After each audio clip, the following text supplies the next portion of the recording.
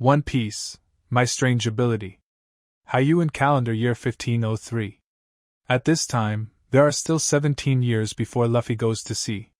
The piercing gunshots mixed with the panic of the villagers broke the original tranquility, and the sky-high firelight illuminated the dark village like daylight.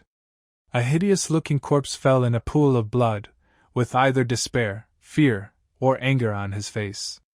Broken limbs and broken arms were scattered around, and the scene in front of him was like purgatory on earth. In a dilapidated house, the young man clenched his fists tightly. Because he was too hard, his nails had pierced into his flesh and blood. He was not aware of the heartbreaking pain that came from his palms. Compared with the pain in his hands, the scene of purgatory in front of him hurt him more. "Let me go. All the valuable things have been handed over to you." An old figure knelt in front of a ferocious-looking man, kowtowing and pleading. The man was thin, with high cheekbones and sunken eye sockets. He held a cold long knife in his hand and sneered at the old man who was kneeling and kowtowing. Who do you think I am? Laozi is a pirate!" The man with a stern face snorted coldly and took out the long knife in his hand. Without any hesitation, a head flew up and the cry stopped abruptly. He raised the long knife to his eyes, sniffed it, and showed a satisfied look on his face. The age of great pirates was indeed a good era. Suddenly, his eyes narrowed and slowly fell on a wardrobe nearby. The corners of his mouth were raised slightly, revealing a cold smile. TSK, there is another one." The young man stared closely at the figure that was getting closer and closer to him, his eyes full of anger, and his clenched fist showed that he was ready to fight. Suddenly, there was the sound of panicked footsteps, and a rough voice shouted, "Scott, stop playing around and prepare to retreat, Marine is here." Scott stopped expressionlessly and replied calmly, "I know." As he spoke, he suddenly raised his long sword and slashed casually. A sharp sword light struck the cabinet in front of him fiercely. The wooden cabinet exploded instantly and scattered all over the floor. "No? Is the perception wrong?" Scott stared at the scene in front of him, shook his head thoughtfully, grabbed the scattered baggage, and turned around to leave. After a long time, a thin hand slowly stretched out from the ruins, followed by an arm and a person. This is a thin young man with blonde hair and a delicate face, with a hint of youthfulness on his face. But his eyes lost the vigor and vitality of a young man, and were replaced by endless hatred and sadness. He is not from this world, or half of his memories do not belong to this world. He was originally an ordinary employee in Dongyang City. Due to an out-of-control dump truck, he was lucky enough to become one of the time travelers. This was the second day after he came to this world. He had just figured out what kind of world he had traveled to and determined his goal to become a great pirate. Different from the gentle side of anime representation. Real pirates have no humanity. Cruelty, evil, and madness are synonymous with them. They are the scum of the sea and the cancer of the world. He looked solemnly at the old man lying in a pool of blood. This old man was his grandfather in this world. Although they had only known each other for 2 days, there was no doubt that the old man was a gentleman. When the pirates came, he hid in the underground cave under the wardrobe. Although the cave is large enough to accommodate 2 people, he knows that while people can hide, the breath of life cannot be concealed. In order to avoid being searched, he chose to stay. Even though the probability of being searched was slim, he even sorted out the treasure. However, the pirates did not let him go. The sound of burning flames echoed in his ears. The young man held the old man in a pool of blood in his arms and walked out in a daze with his head in hand. Srili Town, a peaceful town in the past, has become a purgatory on earth tonight. The demonic pirates have left. They are raging like locusts, taking away everything that can be taken away, including treasures, food, and even children and women. There are slaves in this world, so women and a child is an asset in itself. Streams of human blood formed, impacting the boy's visual nerves, burning, wailing, and crying everywhere. The smell of blood and kerosene mixed together, forming an indescribable pungent smell. The young man stared at it all like a walking corpse. The impact of the scene in front of him was too great. He staggered and finally couldn't bear it anymore. He collapsed to the ground and felt a nausea. Vomit! The vomiting could no longer stop, and he felt as if his stomach was a bottomless pit, constantly wanting to vomit out everything, even his internal organs. It seemed that God couldn't bear to see this tragic scene. The sky began to become gloomy and depressing, and heavy rain poured down amidst lightning and thunder. The surrounding fire gradually extinguished. The rain could extinguish the burning flames, but it could not extinguish the raging anger in the young man's heart. He stopped vomiting and raised his head with difficulty, his thoughts flooding in his mind. This is the world of One Piece. A world full of endless possibilities.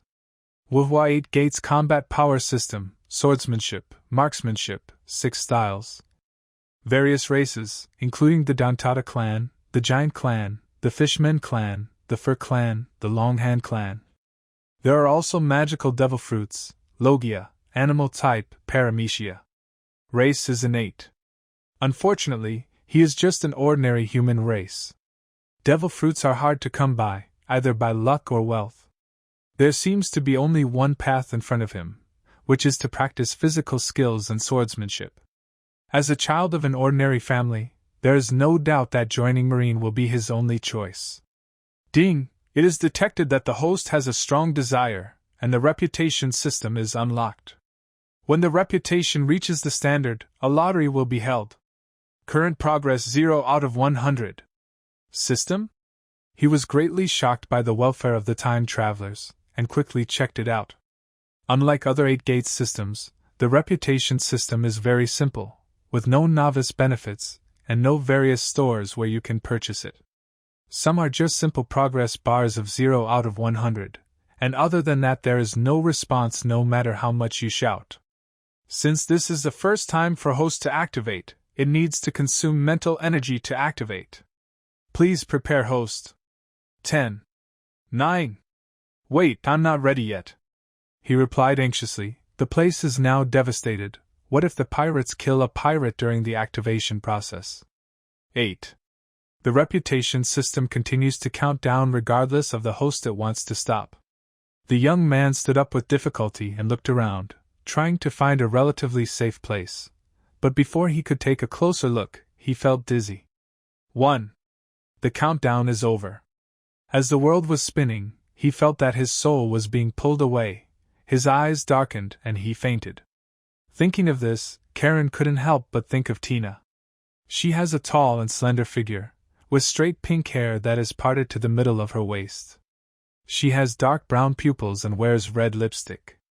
After struggling to get up from the ground, Karen clenched her fists. Now that she had made a decision, she no longer hesitated. Returning to the dormitory, I simply took a cold shower to wash away the fatigue in my body.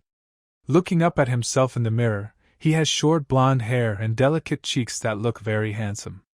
Karen wiped her hair and nodded with satisfaction. That's right. As expected of me, he's very handsome. Marine Recruit Training Camp Cafeteria. Karen came to the canteen early and stared at the door of the canteen. This was the only place where he could get close to Tina. Different from the serious atmosphere at the training ground, the atmosphere in the cafeteria is much more relaxed, with many recruits chatting and laughing with each other arm around each other. After staring at the door for 5 minutes, finally seeing Tina walking in, Karen no longer hesitated and walked quickly towards Tina. Tina looked at Karen rushing towards her in shock, and looked at Karen warily. I sighed in my heart, and already had a prediction in my mind about what would happen next. It was nothing more than a confession, flowers and love letters. As a marine beauty, I am very familiar with Karen's behavior. The person in front of me is no different from the others who have confessed to me. At most, he is more handsome. The Marine recruit next to him didn't think it was strange when he saw this scene. Confessing to Tina didn't happen 2 or 3 times a week, so it was abnormal. Another guy who confesses his love to Goddess Tina. This is the 5th time this week. Tina is so charming. Humph, the toad just wants to eat swan meat. Apart from this guy being a little more handsome than me, judging from his skills, he is not even a hair above me. The recruit on the side commented to Karen, unsurprisingly. Listening to the commotion around her, Tina remained unmoved. Her face was calm, and she said calmly, "What do you want from Tina?" Seeing Tina close at hand and smelling the fragrance of the girl next to her, Karen's Adam's apple trembled slightly, and he swallowed uncontrollably. Marines on the side cheered. "Come on, recruit, speak out bravely." Karen took a deep breath, and when he thought of the next words, his eyes darkened. He didn't care, it was all for strength. Karen suddenly raised her hands, looked around, and shouted, come on, all eyes are on me." Feeling the attention of more and more people, Karen finally understood how brave the person who shouted these words in the previous life was. No longer hesitating, fearing that he would not be able to bear the pressure and faint, he took another deep breath and shouted to everyone with all his strength. Look at me, let me announce something, Kokuro Karen! I like Tina, I love you!" The whole place was silent at first, and then burst into fierce applause. Although they had seen many confessions, they had never seen such a scene. Even the person involved, Tina, was a little stunned for a moment. She has experienced many confessions, but most of them are reserved. This is the first time she has experienced a confession like Karen's in front of all Marines in public. "Here I go, I was wrong, I was the clown, and I tried to persuade him to be brave. What qualifications do I have?" The person who said this was the same Marine who had previously advised Karen to speak out bravely. "Who? Kokuro Karen? This guy is too brave. That's a good move. I'll do the same next time when I confess. Guillaume will be very moved." A rather abstract-looking Marine kept imagining in his mind, with a longing and lewd look on his face from time to time. "Is this year's Marine recruit? Kokuro Cullen? Interesting." Marine General Zifa, who happened to be passing by, touched his chin and thought about his days as a recruit. He couldn't help but shake his head. Maybe this is what it feels like to be young, do whatever you want without any scruples. Unlike others who confessed to be with Tina, Karen's confession was just to let all the Marines present know that there was Kokuro Karen. So it doesn't matter whether you can succeed or not, as long as the goal is achieved. Of course, it's better to succeed. Karen looked at the system progress bar nervously. Sure enough, when he called out, "Me! Kokuro Karen," the progress bar began to rise slowly. When the progress bar reached 101/1000, the tight string in Karen's heart finally relaxed. Looking at Tina, who was still stunned, and the soldiers talking about each other, Karen didn't want to stay any longer. What is the difference between such a shameful confession and having sex in public? But in order to deepen the impression of the surrounding soldiers on him, Karen had no choice but to continue the performance. At this moment, Karen seemed to be possessed by Oscar. He forced a bitter smile on his lips and said in a hoarse voice, I understand. Leaving Tina with an affectionate look in her eyes, Karen lowered her head and stumbled out of the canteen. Sure enough, I was rejected again. I don't know why, but I feel this guy is quite pitiful. Of course, he must feel uncomfortable being rejected in front of so many people. Looking at the pace at which he left, it's hard to imagine how sad he was. Karen's heart twitched slightly when he heard this. It was really not his intention to stumble away. It was because of the intense training that he could not walk normally at all. As Karen left, Tina also recovered from the shock, with a trace of confusion on her face. No, what does this mean? I haven't said anything yet. Why did he leave alone? Okay, let's all disperse. It doesn't matter if we all gather around the door. Zifa, who was watching from the sidelines, watched the farce, walked in quickly, and scolded in a deep voice. Yes, Teacher Zifa. Zifa's eyes were serious, watching the soldiers who had restored order, and walked slowly to Tina's side, recalling the scene just now, with a slight smile on his lips. Young people are impulsive in doing things, but I can see that the person named Karen is indeed very courageous, and he probably really likes you.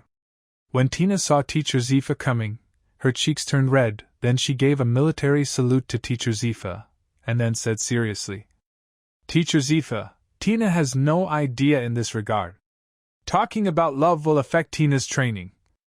Looking at the marine star in front of him, Zifa smiled slightly. I have to criticize you. Training is important, but falling in love is also the most important thing in life. Everything requires a balance between work and rest. Don't push yourself too hard. You are not as good as Smoker in this regard. Speaking of Smoker, Zifa couldn't help but cover his forehead. It was obvious that the Navy also had a headache about this problem. Do you want Tina to learn Smoker? Tina asked doubtfully. Zifa's smile froze. Thinking of Smoker's unruly character, if he could train another sailor like Smoker, Zifa couldn't help but shudder. Don't imitate him.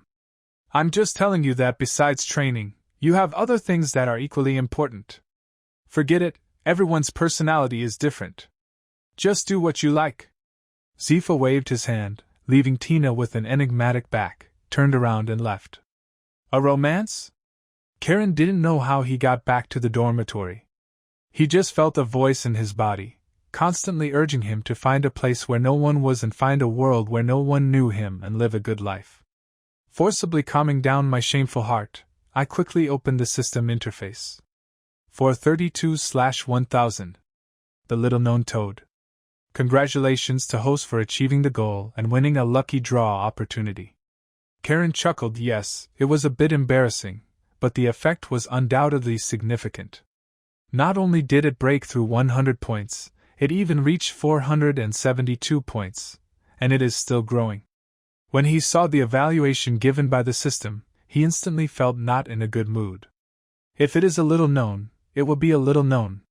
What the hell is a toad? With my looks, I should be called a frog anyway. Karen protested vehemently, thinking hopelessly. But it didn't matter. Karen stared at the lottery button with fiery eyes. As we all know, since it is a lottery, it is best to see what is in the prize pool before the lottery, so as to have some expectations. Thinking of this, Karen carefully checked the small question mark that might appear next to the lottery. TNND. No! This system is too unreliable. Not only is there no gift package for newbies, it's hard to reach the prestige level, and even the mission rewards are unpredictable. System? System. Query task rewards. Karen couldn't help but roar in her heart, but our system was too cold, and it completely ignored the frantic Karen. Alas. With no other choice, Karen had no choice but to calm down and click the lottery button with anxiety. Ding! Congratulations to host for getting the reward and his unparalleled knowledge. Unparalleled knowledge? What kind of unique skill is it? Is it the 18 dragons subduing palms or the 6 meridians divine sword? Is it the 9 yang divine art? I couldn't help imagining that I would use a powerful move called Dragon Yuga to beat Lovely Duo until she cried for her father and mother. I also imagined that I would fight the Warring States period with the palm of the Tathagata, and kill Eagle Eye with the 9 swords of Dugu. Karen wiped the corners of her mouth and excitedly clicked on the unique skill. Unparalleled knowledge. Effect 1. Forcibly upgrade a skill you have mastered to the highest level, no skill selected. Effect 2. The more confident you shout out the moves, the stronger the effect. Contrary to Karen's imagination, the so-called unparalleled skill is neither Tathagata palm nor any martial arts he was familiar with in his previous life. But Karen was very satisfied with the effect, especially Effect 1, and he already had an idea in his mind. As for the second effect, he needs to experiment to see how much the shouted move can benefit him. Marine Recruit Training School. It was lunchtime at this time, so there were not many people on campus. On the empty school grounds, rows of weapon racks are placed everywhere, displaying long knives, sledgehammers, axes, and other weapons that need to be used. There are rows of human-shaped targets next to them, some made of stone and some made of wood. The wooden target is still moving, obviously set up to cooperate with shooting training. Karen looked at the palm prints on the stone target, and couldn't calm down for a long time. He knew that the products produced by the system must be high-quality products, but he was still deeply shocked. This is the effect of him shouting out the full power of the Tathagata Divine Palm. Compared with his own moves without shouting, the increase is 100% to 500%. So scary. Karen nodded with satisfaction, looked at the moving wooden target next to him, and had an idea in his mind. Since the unparalleled skills can be applied to the palm of his hand, what about the marksmanship? He casually picked up the flintlock gun beside him. As an ordinary Blue Star Chinese, guns felt very strange to him. When he first came to the training school, he tried guns, but the accuracy still gave him a huge blow. There are very few marksmanship moves, but the most famous one must be the famous scene that has made Chinese people complain countless times. Karen raised his flintlock and stared intently at the moving rake. Gun fighting skills! Bang! Hit? Karen couldn't believe it. He quickly walked towards the wooden rake he was aiming at, and finally found bullet marks on the fifth wooden rake to the left of the target wooden rake. He touched his chin in embarrassment, and while no one was paying attention, he returned to the stone target honestly, and continued to test other things. As a result, a jaw-dropping scene happened at the Marine Recruit Training School. I saw a blonde boy standing next to the stone target, punching and kicking, and talking plausibly. Tathagata Divine Palm! Powerful Vajra Legs! Tai Tu Kung! Thunder 8 trigrams! Boom! The stone target could no longer withstand Karen's attack and burst into pieces. Karen nodded with satisfaction, feeling filled with pride and laughing out loud. Not bad, recruit, you can actually crack a stone target in the first few days here. The officer who had been observing for a long time admired that he knew Karen, a recruit who had just arrived through a letter of introduction. I originally thought that Karen was the elite of the branch, but after observing for a few days, I found that he was just a pure recruit without any training. At first glance, it seemed that he was a young man with a background in the family, and came to the Marine headquarters for gold plating, so he showed great disdain for Karen. But through these few days of observation, he found that Karen was not like the soldiers who came to the second generation for gold plating in the past. Whether it was training or work and rest, Karen behaved without any problems. Although his physical fitness is very poor, he does all the movements very well, not at all like a young military master who eats and drinks. No way, I'm still far behind. Karen gave a military salute to the officer and replied sheepishly. The officer walked up to Karen and stretched out his hand to gently tap Karen on the shoulder and said with a smile, I can tell that you didn't receive high-intensity training before coming here. After just a few days of training, it's already amazing what you can do. Karen stared blankly at the Marine officer in front of him, and said with a sincere expression, Thank you for letting me know that my efforts are not in vain. Haha, kid, remember, sweat will not let down those who work hard, but if you want to become stronger, it cannot be accomplished in a day. Training like you seems to be working very hard, but it is extremely detrimental to future development. Without scientific training planning and nutritional supplements, you will only develop in the wrong direction.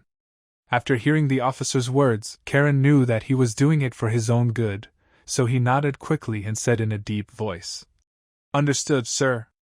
The officer nodded with satisfaction. You are currently at the Marine Recruit Training Camp, and in 7 days it will be the selection day for the Marine Elite Training Camp. There is training under the personal guidance and training of former Marine General Blackarm Zifa. If you can enter there, you will have the opportunity to learn our Marines' core skills, Marine 6 styles. If I can graduate from the Elite Training Camp, I can at least become an ensign. I graduated from the Elite Training Camp, and I became a major right after graduation. Speaking of this, the officer spoke with a hint of reminiscence and pride. Karen looked at the Marine officer in front of him in surprise with a cigar in his mouth and slightly squinted eyes. He could become a major just after graduation. This officer was definitely not an easy man. You are? My name is Hu Xiaoshan. It turned out to be him. Hu Xiaoshan is one of the few named Marines in the plot. He is Lieutenant General Marine when he appears. But the animation is called One Piece, not Marine Fleet Admiral, so Karen only knows about Hu Xiaoshan by name. Thanks for reminding me. Do you know what specific tests will be conducted in the Elite Training Camp? The Elite Training Camp is also called the General Training Camp, so his assessment is not only about physical fitness and ability, but also about his background. Hu Xiaoshan took out a puff of cigarette and said with a smile. However, the origins that can block most people have no effect on you. Is it because of my letter of recommendation? Karen had the answer in her mind. Lieutenant General Garp's letter of recommendation is your stepping stone to enter the elite training camp, Hu Xiaoshan said with a smile. Although you have a stepping stone to enter the training camp, in my opinion, you'd better give up this time. You don't have the strength to enter the elite training camp yet. But you can give it a try and see the gap between you and the recruits at the same time. You said that after entering the elite training camp, you will have the opportunity to learn the 6th form of Marine. As for life return, I remember that this is also a very powerful skill.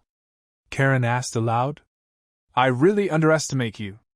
You still know about life return, but life return is also a very powerful skill, and as long as you enter the elite training camp, you can access it. Hu Xiaoshan looked at Karen in surprise and then added. However, life return is different from the Marine 6th form. It is also very powerful. It's just the Marine 6th form. As long as you work hard, you can definitely learn it. Returning life requires not only extremely strong talent, but also a long period of precipitation, so there are not many people in the Marine who can return life. Can you? Karen really didn't know that learning to return life requires such a high talent. Haha, I only know a little bit about it. Hu Xiaoshan smiled awkwardly. Is Fei Mao easy to learn? Karen asked as if she didn't hear Hu Xiaoshan's embarrassment. What I mean by superficial knowledge is that I have learned, understood. Faced with Karen's questioning, Hu Xiaoshan quickly explained. It's good to be eager to learn, but it's useless to only know the basics. Hu Xiaoshan really doesn't understand why Karen attaches so much importance to the return of life. Although the return of life is powerful, it requires a long period of practice to become a Grand Master. Thank you, I know, I will sign up. Karen nodded and sincerely thanked Hu Xiaoshan. Karen exhaled a long breath. As long as he is eager to learn, it doesn't matter even if it is superficial. As long as he can learn it, he can forcibly improve the return of life to the highest level. When he saw the effect of the unparalleled magic for the first time, he had a clear goal, which was to return his life. The first time I learned about the return of life was in the Judiciary Island chapter. It was introduced by Kamari, a member of CP9, who had lived in the mountains for 1,000 years, sat on the sea for 1,000 years, lived in the open air and practiced the immortal way, and finally achieved the return of life. Life return is to consume food crazily in a short period of time to make the body fat, and then use life return to digest and lose weight. After that, you can control any organ in the body such as hair and internal organs at will. The person who makes the best use of life return is not Kumatori, but our protagonist, Luffy. As we all know, the most important reason why Luffy is able to do sit-ups repeatedly is that after every battle, he will recover his physical energy by ingesting food and resurrect with full blood. There is no doubt that Luffy has the master-level ability to return life. This ability is exactly what Karen needs most. As long as he learns to return his life, he will have a steady stream of energy, and can train his physical fitness without any scruples. Therefore, he is determined to get his life back. After briefly chatting with Hu Xiaoshan for a while, Karen returned to intense training. There are still 7 days left before the elite training camp selection. He is unwilling to give up this rare opportunity. He will enter as early as possible.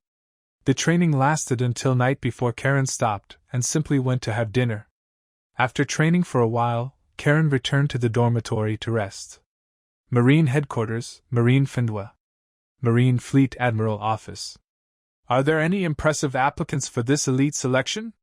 Marine Fleet Admiral Cyborg Kong looked at Zifa and said with a smile. There are a few more interesting ones. Zifa handed several compiled file rosters to Cyborg Kong. Smoker Tina Rosinandi. Cyborg Kong's eye looked at it carefully several times and nodded with satisfaction. Although this class does not have geniuses like Sakaski, Porcelino, and Kazan, it is still pretty good and there are still a few good prospects. When talking about this year's selection, Zifa also smiled. The trials will be held in 7 days. How do you plan to test them? Marine General Sengoku asked with interest. Isn't this a question you would ask? Before Zifa could answer, Garp grabbed a handful of senbei and asked doubtfully. As a good friend of Sengoku, Garp knew how busy Sengoku was. He and Sengoku Zifa were in the same class. He himself refused to be promoted to general because he did not want to serve the celestial dragons. Zifa doubted his own ideas because of an incident many years ago, and chose to devote himself to cultivating the younger generation for Marine. Under the intentional training of Fleet Admiral, all kinds of military affairs in the army basically fell on Sengoku. During Zifa's training at the military academy, Sengoku basically never asked about the military academy. Because his son is also on the selection list. Zifa cleared up his doubts to Garp with a serious expression. Son? Oh, it's him. That kid also participated in this year's elite selection. Garp obviously also knew Razanandi. Well, he is an excellent Marine. I believe he will not let me down, Sengoku said with a smile on his face, full of confidence in his adopted son. The person you recommended also participated in this assessment. Why didn't you ask? Zifa looked at Garp and said. Who? Me? Garp was stunned for a moment, then grabbed a handful of senbei and stuffed it into his mouth, saying vaguely. Ha ha ha, since it was recommended by me, it must be fine. Really, that's not necessarily the case, Zifa said meaningfully. What do you mean? Isn't it possible that Garp, the person who recommends fake goods, can't do it? Sengwa looked confused. Just as Garp understood him, he also understood Garp. Although Garp seems unreliable on the surface, Sengoku believes in Garp's vision. He also thinks the same as Garp. Since it is recommended by Garp, there will be no problem. Zifa said nothing, took out a stack of files from his arms and handed it to Warring States. Name, Kukilo Cullen. Age, 17 years old. Address, Donghai, Srili Town.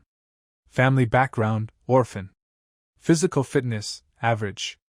Evaluation, an ordinary person with no foundation, trains hard, but the training time is short and the strength is poor. Recommended by Marine Lieutenant General Garp. In the blink of an eye, 7 days passed quickly. In addition to eating and sleeping these days, Karen has been training at the school almost all the time. Although there are only 7 days of training, it may be because the average physique of the people in this world is strong, and he feels that he has improved greatly. Am I still a genius? Karen thought narcissistically. In addition, after the fermentation in the past few days, the progress bar of the system has also increased a lot. 765/1000. We are almost reaching our goal for the next draw. This made him regret a little. Maybe he shouldn't train these days, but instead find a few more famous people to practice with. Maybe he can break through the 1000 mark. Once again, he was qualified for a lottery. If he got a science physique, he wouldn't have to work hard. With your strong physique, you can reach the peak of your life and marry Hancock, Shirahoshi, Nami, Robin, Tatsuki, Tina, Gion, Kazuki Hiyori Califa. A smile gradually appeared at the corner of Karen's mouth. She didn't know what she thought of, and her smile gradually faded. The Marine recruit standing nearby looked at Karen, who had a fantasy look on his face, and moved his body speechlessly, quietly moving away from him. The slight movement woke Karen up from his fantasy. He wiped the saliva from the corner of his mouth, looked at the recruit who was far away from him, pretended to be calm, smiled awkwardly, and asked, "Brother, we have been waiting for so long, when will the selection start?" The recruit looked at Karen with disgust and said angrily, "I don't know this, but I heard that not only Teacher Zifa, but also the Warring States General and Lieutenant General Garp will come to observe. So this time, everyone who had not planned to sign up now wants to give it a try. If the General can remember his name, he will surely be able to rise to prominence in the future. What a great ambition, are you sure about it? It was okay at first, but there are too many people signing up this time, and I don't know. It doesn't matter, just try your best." Karen wanted to ask a few more questions, but found that the recruit next to him suddenly stood upright, staring intently at the high platform in the distance. The high platform is not too high, but it can barely allow people behind to see the people standing on it. The person standing on it has short purple hair and a white cloak with Justice written on it behind him. He is tall, with explosive muscles exposed, and has a solemn expression. It is none other than Marine General Black Arm Zephyr. Karen respects the tragic hero in front of him from the bottom of his heart. He is the hero of justice, Black Arm Zephyr, the general who does not kill, the person who trains all lieutenant generals, Teacher Zephyr. A man who has dedicated his life to Marine, he has defeated countless pirates, but has never killed any enemy. However, because his family was killed in revenge by the pirates he let go, Zephyr began to doubt whether his not killing was correct, and then moved to the rear. He transferred his passion for the rest of his life to cultivating young Marines, and was called by Garp the man who cultivated all Marines. Later, Zephyr led a team of intern recruits, who were attacked by pirates and had one arm cut off. Only 2 recruits survived. Later, he learned that the pirates who attacked him were recruited by Marine and became the 7 warlords of the sea. Zephyr was completely disappointed with Marine and quit Marine to form a Neo-Marine. In the end, he was killed by the students he personally trained. At this time, Zephyr had not yet experienced the attack by Whitebeard II. Because of the revenge on his family, all his love for his family was devoted to young recruits. Of course, admiration is one thing, but whether you want to be such a person is another. Looking at Marine standing upright, Zephyr nodded with satisfaction, walked slowly to the center of the high platform, and said loudly, "Very good. I'm in good spirits. My name is Zephyr. I believe you have all heard of my name more or less. I am your chief instructor. The ones who come to sign up for the selection are all outstanding ones who think they are pretty good. I know many of you and have been in contact with them. There are geniuses from the Marine branch, elites from all over the world, and past eliminations." Looking at the unresponsive crowd, Zephyr paused and continued. "But here, I hope you can forget all your previous identities. There is only one identity you need to remember, the selectors of the elite training camp. You don't have to worry too much when you come here, you just need to go all out, do you understand? Clear?" Infected by the atmosphere, all the recruits present responded loudly. "Yes, very impressive. I hope your performance will not disappoint me." Zephyr nodded with satisfaction. "Next, I will tell you the rules of selection. The rules are simple, there are only 2 items. First item, have you seen the power value tester in front of the wooden platform? As long as the value you swing is greater than 500, you will be selected." As he spoke, Zephyr pointed to the rows of machines under the wooden platform, which was a sledgehammer testing machine similar to what Karen had seen in his previous life. "In a while, you will take the tests one by one in order. If you meet the standards, you can move on to the next test. Okay, don't waste time, let's get started." With that said, Zephyr walked down the high platform and walked towards Garp and Sengoku, who were standing below. Sengoku watched this scene with great interest and couldn't help but sigh. "It's better here. It has the atmosphere of youth. I really envy you. You can train with so many energetic young people. Unlike me, I stay in the same place every day, surrounded by countless military documents. Humph, you envy me? You might as well envy him." Zephyr looked at Garp speechlessly, who was still standing drowsily. "Haha, I can't learn this." Warring States shook his head helplessly. As Warring States and Zephyr exchanged words, the test was in full swing. Jace.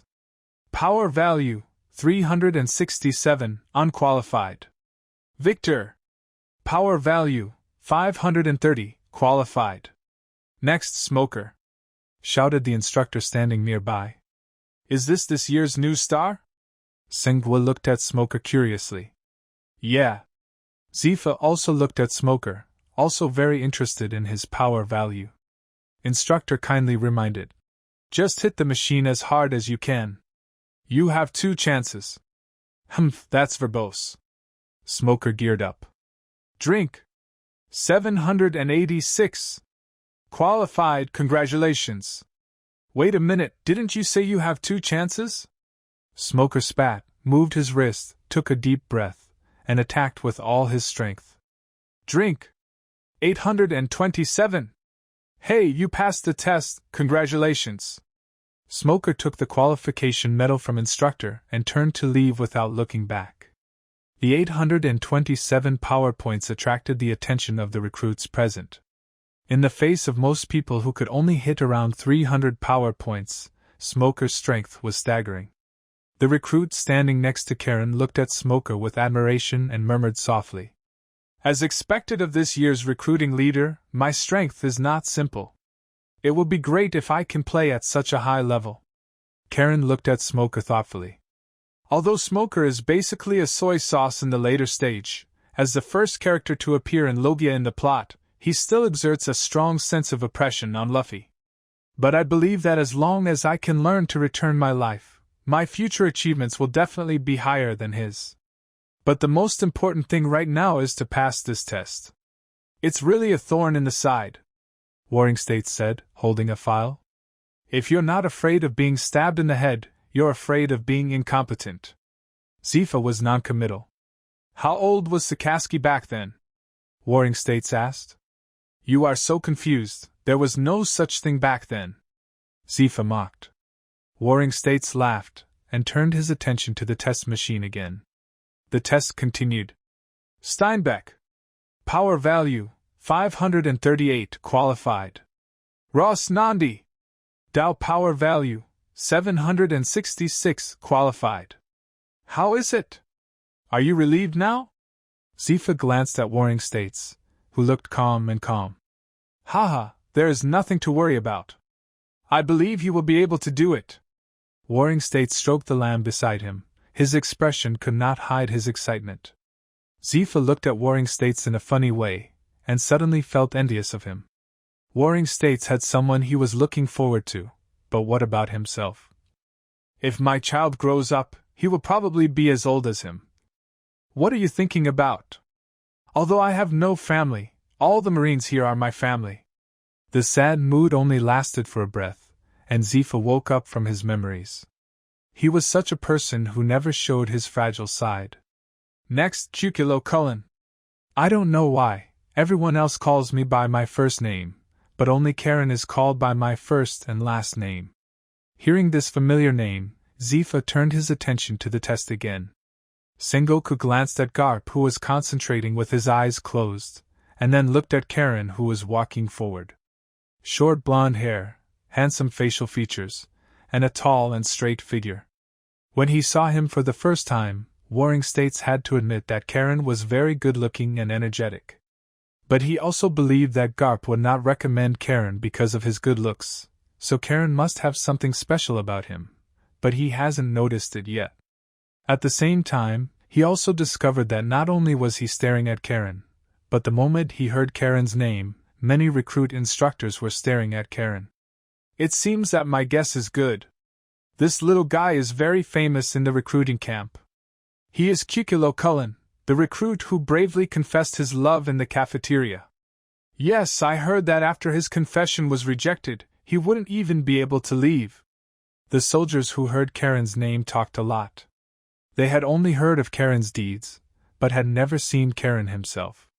Tina couldn't help but glance at the familiar name. As another protagonist of the story, people have been talking about her every time she walks around in the past few days. However, since Karen confessed her love to her that day and was rejected, those annoying flies in the past have not continued to harass her. Karen felt everyone's attention and walked to the test machine pretending to be calm. He nodded to the instructor and said solemnly, I'm ready. Very well, you have 2 chances, let's get started. Karen couldn't help but start to get nervous. This test was a test related to whether he could reach the top of his life in the future. No longer hesitating, clenched his fists, took a deep breath, and suddenly exerted force. Thunder 8 trigrams!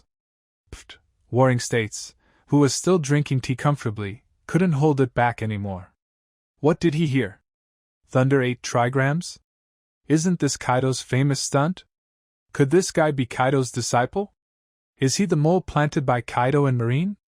This suspicion didn't last long. The next second, Warring States realized that he was overthinking.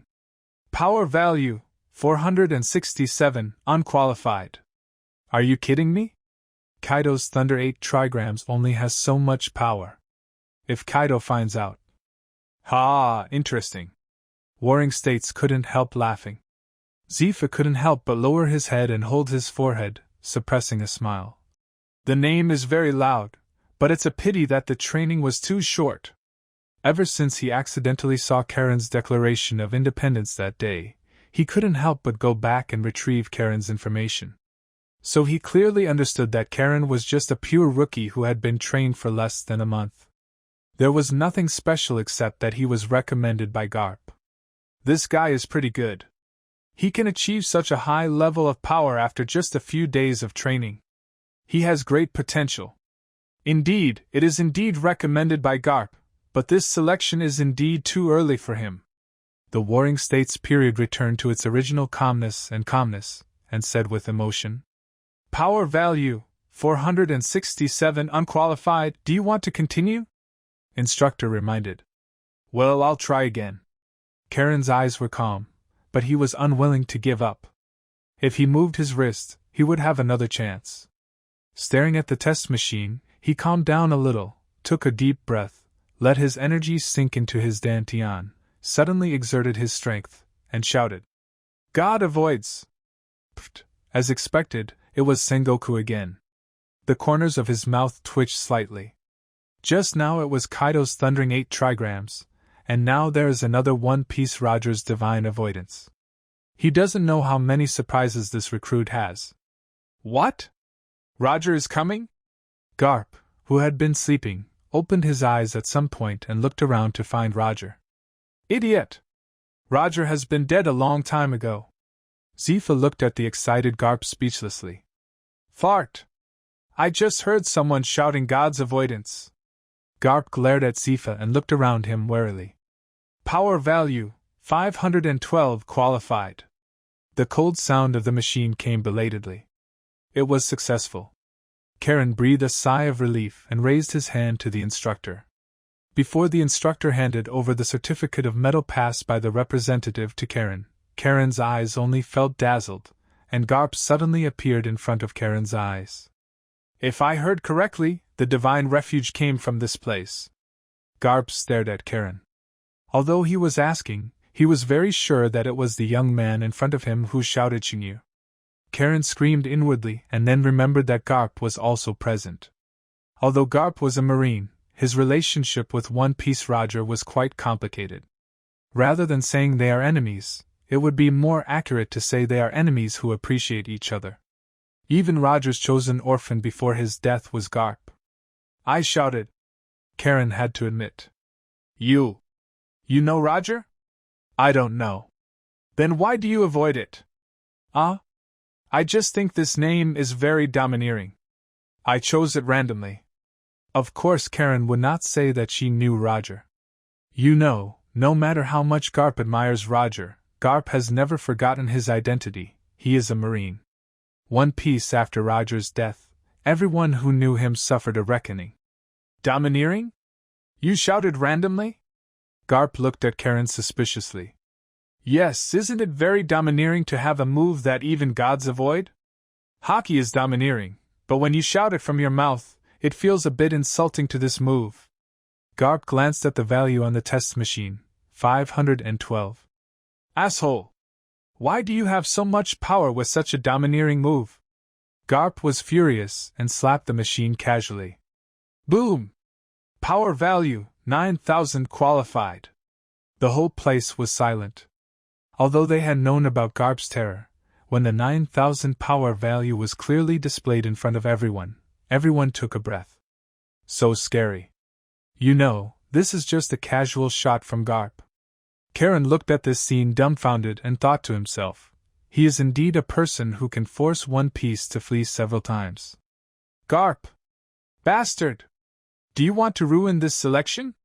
Zifa rushed in front of Garp. Hey, don't talk nonsense, I'm just interested in this recruit who yelled. God's avoidance. Garp waved his hand, and then roared. Why are you shouting so loudly? What? Do you want to fight? Zifa was not to be outdone. Do it. Do it. Looking at the two people who looked like children, Xinghua had no choice but to stand up and said in a deep voice, "Asshole, come back quickly. Isn't it embarrassing? Who are you? Come down and I'll beat you too." Although Garp said this, he had already started walking towards the Warring States period.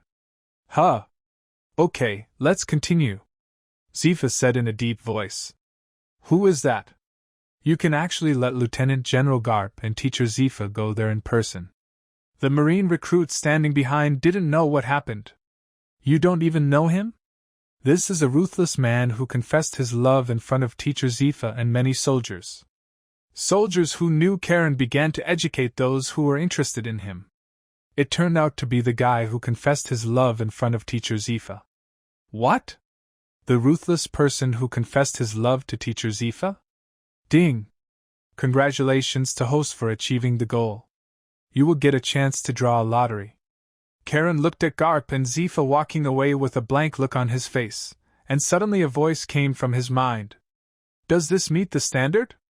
Suppressing the excitement in his heart, Karen walked to the instructor, showed a shy smile, and asked, Did I pass? Oh, passed.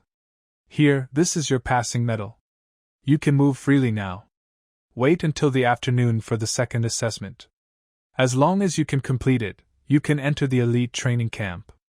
Instructor secretly remembered Karen's appearance and handed a badge to Karen. Okay, thanks. Karen reached out to take the medal, politely said thank you, and walked quickly to the dormitory. He originally wanted to watch it for a while, but the system prompt just now made him not want to wait any longer. How is it? Zifa looked at Karen leaving and asked Warring States. Are you sure he didn't undergo any other training before coming? Zhanhua raised his eyes and said in a deep voice. He is an orphan, or he was not an orphan a month ago. Zifa answered the question. Who did it? Warring States stared at Zifa. Pirate. Zifa looked calm. Warring States breathed a sigh of relief. He was afraid of hearing a different answer from Zifa's mouth. Hate is really a terrible thing. Zifa sighed. Do you know him? Sengoku turned to Garp and asked. Who? That kid just now? Why should I know him? Garp looked confused. After getting this answer, Warring States tapped his fingers thoughtfully. Dahai, Srili Town Karen Garp. Zifa looked at Garp strangely and said jokingly, Isn't this guy your illegitimate son? Asshole, I think you really want to fight with me. Garp glared at Zifa, looking like he really wanted to take action. Since you don't know him, how did he get your recommendation letter? Zifa looked at Garp and wondered. Garp was also a little confused, and he tried to think hard. After a while, he heard the sound of Garp sleeping soundly. Warring States looked at Garp speechlessly. After a while, his brows suddenly relaxed and he affirmed. It's Mingchi D. Dolag. This little guy has met Mingchi D. Dolag. Garp, who had just fallen asleep, stood up sleepily, his face full of doubts. He was really convinced. He slept for a while and heard Shinbi, slept for a while again, and heard Dorag's name again. Dolag? How does he know Dolag? Zifa also looked puzzled, waiting for Warring States' explanation. I have received information before that Mingchi D. Dolag appeared in the East China Sea a month ago. And Karen also happens to be from Donghai, and has a recommendation letter from Garp. I think he is the only one who can get a recommendation letter from Garp. So Mingchi D. Dolag recommended Karen to come here. Is Karen an informant of Dolag? Zifa guessed. Impossible, Dorag is not so stupid and would not leave such an obvious flaw to us. Warring States shook his head, denying Zifa's guess. Since Karen can get Dolag's recommendation letter, it means that Karen has been recognized by Dolag and refuses to join the Revolutionary Army. Warring States drank a glass of water and gave the answer. In other words, this little guy is a person who yearns for Marine wholeheartedly. Zifa continued. Sengoku nodded and shook his head. Rather than yearning for Marine, it's better to say I hate pirates. As a Marine-wise general, Sengoku thought far more profoundly than Zifa. But what he will never understand is that Karen is a time traveler, and he has hatred, but the hatred is not as strong as Sengoku imagined. Joining Marine is just because Marine is more suitable for Karen's obscene development. But no matter what, it is a good thing for him to join Marine now. I believe in Marine's enthusiasm. Zifa nodded with satisfaction. Yes, he has goals, talent, and hatred. I am very optimistic about him. Humph, it turns out that Brat Dorag recommended him. It's so embarrassing to recommend such a weak person. Garp also understood what was going on and couldn't help but muttered. Zifa laughed loudly after hearing this. Haha, you guessed wrong this time. Although Karen is weak now, he is undoubtedly a talented person. The power value of an ordinary person without training is only 10 points. Even if he trains hard for a month, it will only be 100 points at most. And he can score 512 points, which is definitely a freak. Maybe we will have another Sakaski in Marine. Speaking of which, Dorag recommended a talent to our Marine. Hearing Zifa's praise of Dolag, Garp also liked Zifa a lot. Although Dolag left Marine, he has always been proud of Dolag. He knew in his heart that Dolag was braver than himself. Although he refused to be promoted to general to serve the Tianlong people several times, he was not as good as Dolag. Haha, since it is the person recommended by Dorag, then this brat named Karen will be in charge of me from now on. Get out! Warring States and Zifa roared at the same time. It's not that I don't believe in Garp's level, it's just that you look at the people Garp teaches. One is named Kazan, who is also one of the best among Marine lieutenant generals, but he is known as Lazy Justice. He is a man who can fall asleep even standing up, and he is in the same vein as Garp. The other one is even more exaggerated. Mengchi D. Dorag, the son of Garp, is of course also very powerful. But now, not only has he left Marine, he has also established a revolutionary army that is an enemy of the world government. He is rated by the world government. The man who is the most evil criminal in the world. If he continues to teach. Warring States and Zifa shuddered at the same time. Back in the dormitory, Karen did not rush to draw the lottery, but simply washed up first, then looked at the time, and waited until the hour. Open the system interface in your mind. 2338/10,000. A speculator with a reputation. It is still very simple, with only a few strokes. But the evaluation has changed from a little-known toad to a well-known speculator. Karen was very puzzled by the change in evaluation, but it didn't matter, speculators sounded much better than toads. With the excitement in my heart I clicked the word luck draw in my mind. Although this was Karen's second lottery draw, he was still very excited. Although he still doesn't know what rewards are in the prize pool, it doesn't stop Karen from fantasizing in his mind. God bless, God bless. Give me a Scion bloodline, Shushan swordsmanship, strange fire, martial soul, ninjutsu, Sharingan, devil fruit. With an excited heart and trembling hands, Karen looked nervously at the lottery interface. In the afternoon, the elite selection field. Compared with the huge crowds in the morning, there were not many people coming to the school grounds now. Karen took a cursory glance and found that there were probably more than 600 people. These are all Marine elites with a power value greater than 500. All the Marines present were chatting excitedly. Unexpectedly, you also passed the first item. Tina slowly walked to Karen and said with interest, lucky. Karen looked embarrassed. Since the last time he confessed to Tina in order to gain 100 reputation points, he has not continued to look for Tina. How can there be so much luck? If you pass, you will pass. Tina recognizes your strength. The topic changed and Tina smiled and said, however, Tina does not recognize your courage. Ah? Karen didn't know what it meant to not recognize his courage. They spread it everywhere that Tina rejected your confession, but in fact only Tina and you knew that Tina didn't say anything at the time.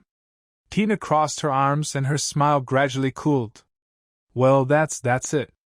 I saw that you didn't answer at that time, so I thought you were embarrassed to refuse, so I turned around and walked away. Karen was quick to think, and explained with a slight guilt. He really didn't expect that not only would this matter have a follow-up, but the person involved would also come to find him. Really, so you were thinking about Tina at that time? Tina's face was neither happy nor sad. Yes. No. If you were thinking about Tina, you wouldn't confess to Tina in front of so many people. After a pause, Tina continued, you wouldn't choose to confess your love in public.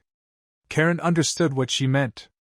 Confessing something in public seemed very romantic, but if there was no emotional foundation, it would only make it difficult for the person being confessed to get off the stage. As for him, let alone feelings, he has never even met Tina before, so it makes no sense to consider Tina. Because you are so beautiful. After I saw you, I confessed my love to you as soon as I could. I didn't think too much about it. I didn't react until I said it. It was very disrespectful. It makes sense for an impulsive young man to rush out and confess his love to the girl he likes. Is that so? Okay, Tina reluctantly agreed. Tina took out a box of women's cigarettes from her arms, took out one and lit it, and blew out a puff of smoke at Karen. Don't you want to know the answer that day? Karen was also a smoker in his previous life, but he didn't seem to have much contact with his body, and he felt like he was being choked for a moment. I coughed a few times, a little confused. What does it mean? Do you know the answer that day? Could it be that the confession was successful? Karen was a little at a loss. He admitted that this body was indeed handsome, but it wasn't so charming that everyone could love it and make flowers bloom. He had never thought about the successful confession. It didn't mean that he didn't have lust, but in his heart, how could he waste his time on falling in love after finally reviving his life? The reason why he confessed was that he needed to use Tina's reputation to enhance his strength. In his heart, only becoming stronger is the path he wants to take. As the saying goes, if you bloom, butterflies will come. There is never a shortage of strong-willed people in the world. As long as you are strong, will you still be short of beautiful women to accompany you? Of course, if Tina really agreed, he would not refuse. Tina is not only a very charming beauty, but she is also very capable. Looking at the man who was choked by the cigarette and was at a loss, Tina chuckled at the corner of her mouth. How is it, do you want to know? Karen came back to his senses and showed an expression expecting a surprise. I want to know. Are you willing? Tina put out the cigarette in her mouth, left a sweet smile, turned and left without saying a word. Left. Karen's mouth twitched slightly, and he looked at Tina, who was leaving in a funny way. Funny woman. What a kid with personality. So by saying so much, is it revenge? Hello, are you Kukilo Cullen? Before Karen's thoughts could turn around, a gentle voice came from behind Karen.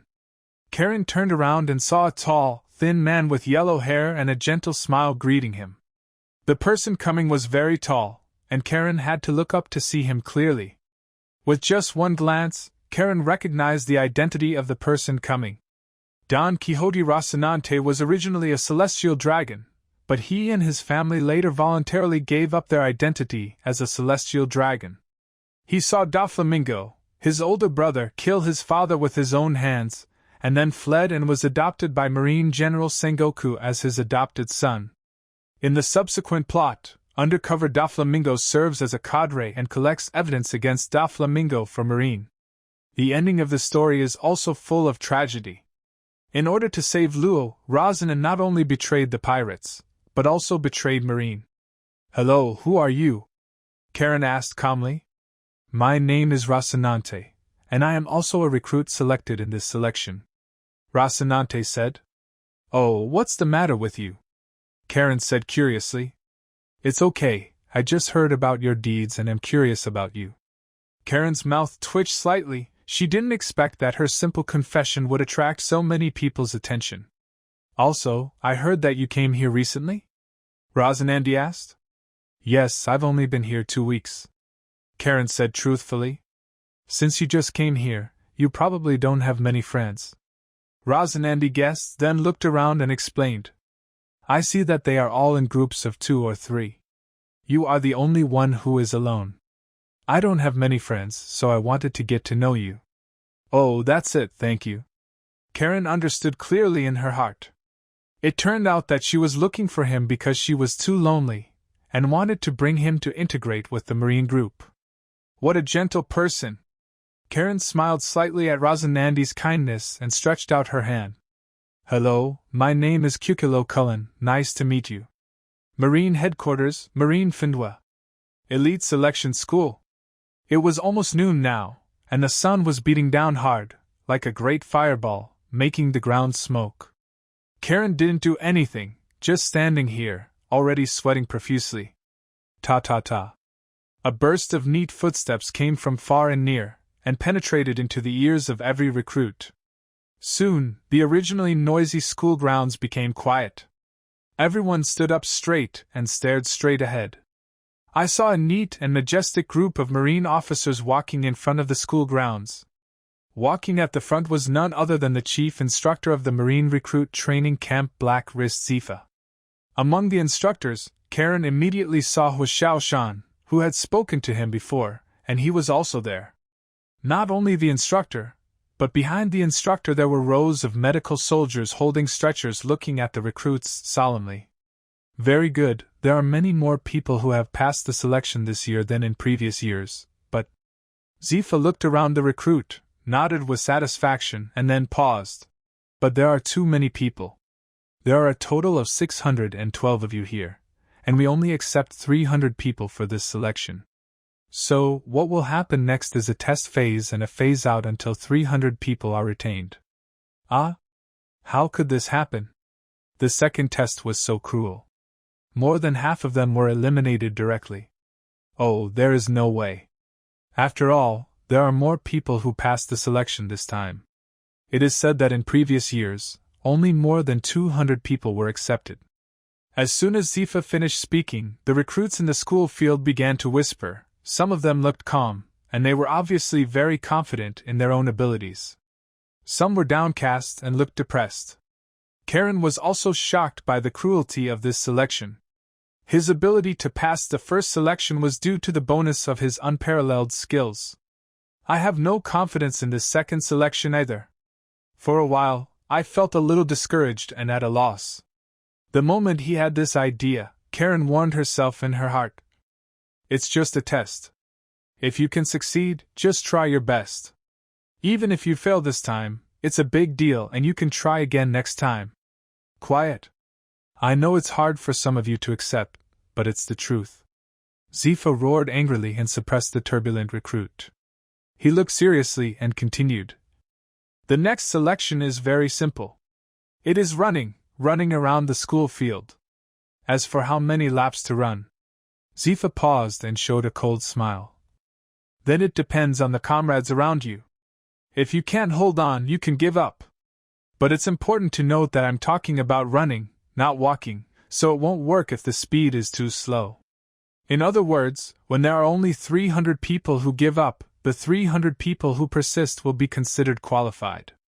Now all the recruits understood why Zifa led a team of medical soldiers over. It turned out that he wanted to tell them not to be afraid, they would never die from exhaustion. Looking at everyone who was still stunned, Zifa roared again. What are you still doing? Let's start. Following Zifa's order, the recruits began to move sparsely. Ta-ta-ta. Don't you understand? I said run. Just after moving a few steps, Zifa's bell-like voice reached every recruit's ears. Those who are slow will be eliminated directly. Do you understand? Clear. Smoker looked at the sloppy recruit with cold eyes, took the lead, suddenly increased his speed, and rushed out. His speed suddenly became very conspicuous among the recruits. Slowly, other recruits also began to accelerate. Under the scorching sun, the recruits who had just run a few laps were sweating profusely and gritting their teeth to persist. They are all top recruits and certainly won't complain about the weather. Karen in the crowd won't complain. Although he has just arrived in this world, the training in the past 2 weeks has made him accustomed to it. It's just that in the past training, he would set a goal for himself to give himself something to look forward to. Okay, let me see the gap between me and these elites. Running seems easy, but he knows that running requires skills. Running cannot just focus on the feet. Running posture and coordination are crucial to speed. Karen worked hard to adjust her breathing, focused her eyes forward, and let her hands swing naturally with the movements. People will encounter resistance when they run, so Karen followed closely a recruit in front of him who was about the same speed as himself. Running like this can save a lot of energy.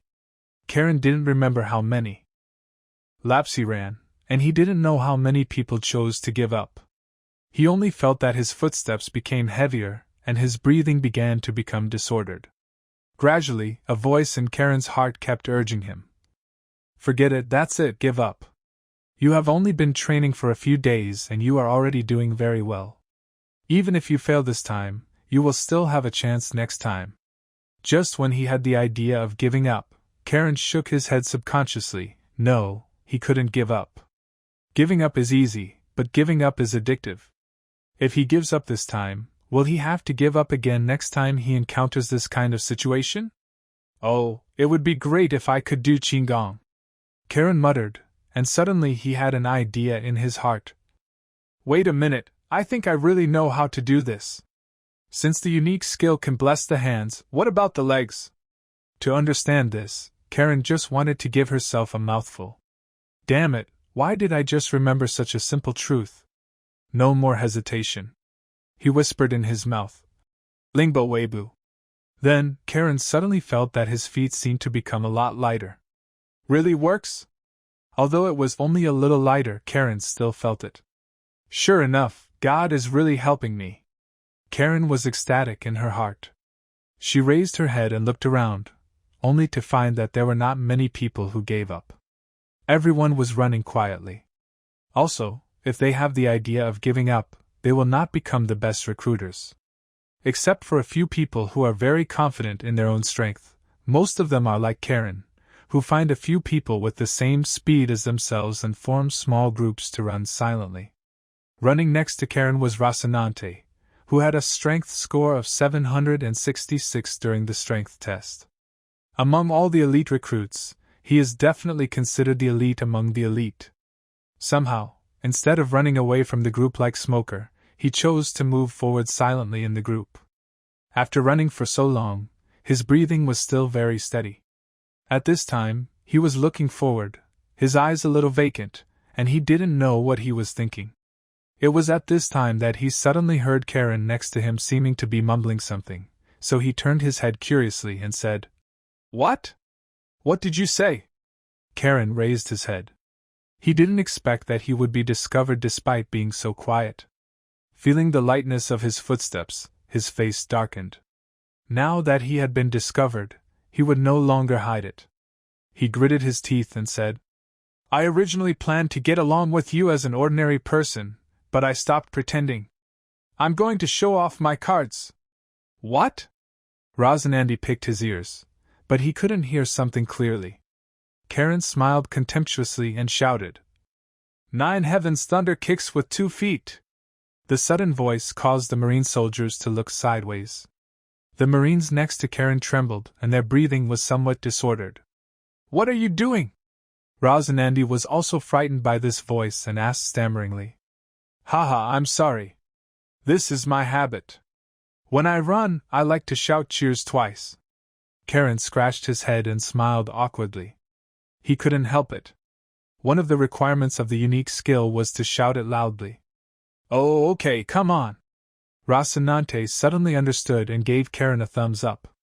Sure enough, the moment Karen shouted, he felt that his steps became much lighter, and even his breathing became much smoother. So next, whenever Karen felt that his steps became heavy, he would give a loud shout.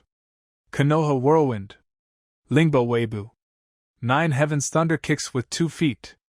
Although he knew that Karen shouted out to cheer him up, every time Karen shouted out, the recruits around him were inevitably startled. I said, buddy, you can shout as long as you want.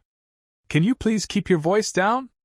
The recruit who was running in front of Karen finally couldn't help turning his head and complained. Oops, I'm sorry, it feels more exciting if I shout it out. After experiencing so much, Karen's face has become much thicker. Recruit shook his head helplessly. He had no choice but to turn around and beat him up. I can only speed up, trying to stay away from Karen. If you can't afford to offend me, can you still afford to hide? Seeing the recruit getting further and further away from him, Karen felt helpless.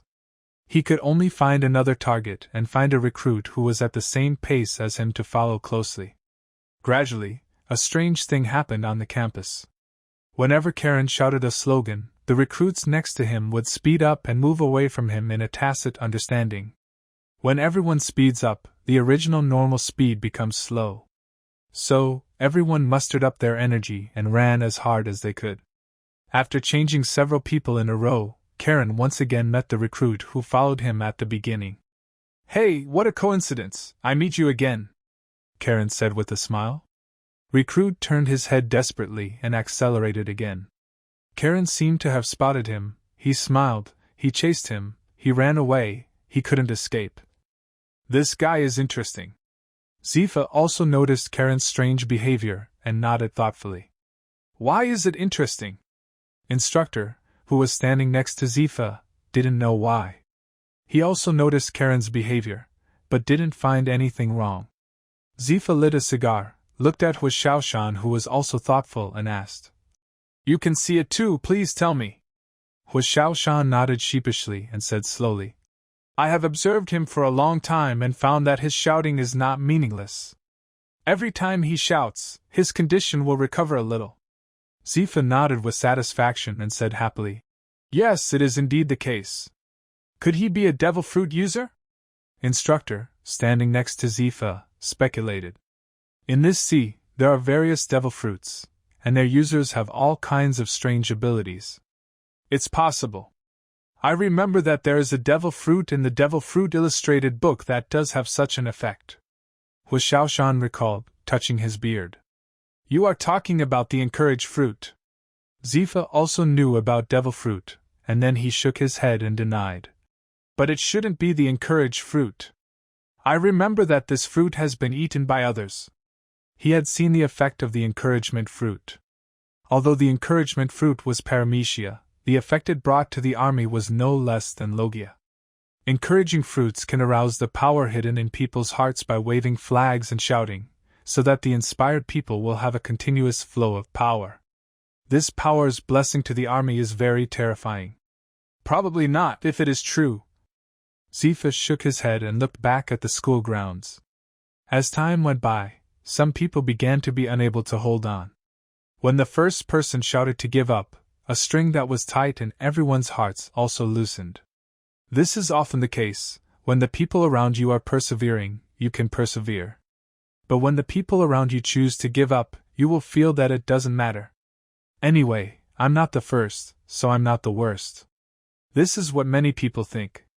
Karen also thought about it, but he was unwilling to be eliminated like this. So he is still running and shouting. But his steps became heavier and heavier, and his shouts became quieter and quieter.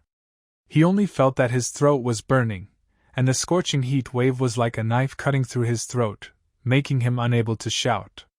The recruit in front of Karen could no longer hold on, and chose to give up. Rosinandi, who was following Karen, was also feeling uncomfortable at this time, and his expression was not as relaxed as before.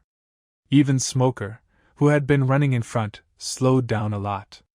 Tina was also dripping with sweat, breathing heavily, and her chest kept rising and falling. I persisted for who knows how long. Karen opened her mouth again, but no sound came out. Had she reached her limit? He staggered, his eyes went black, the world spun, and he fainted. When Karen opened his eyes again, he found himself on the bed in the medical room. He sat up with difficulty and looked around. The medical room is very large, but it seems very crowded at this time, because there are people everywhere, all of whom are unconscious. Like Karen, they are all people who fainted in the selection and are also losers. Some are already awake and some are still sleeping. In the end, it still failed. Alas, it doesn't matter. Anyway, I tried my best. I will definitely succeed next time. Karen sighed, put away his disappointed mood, and regained his fighting spirit.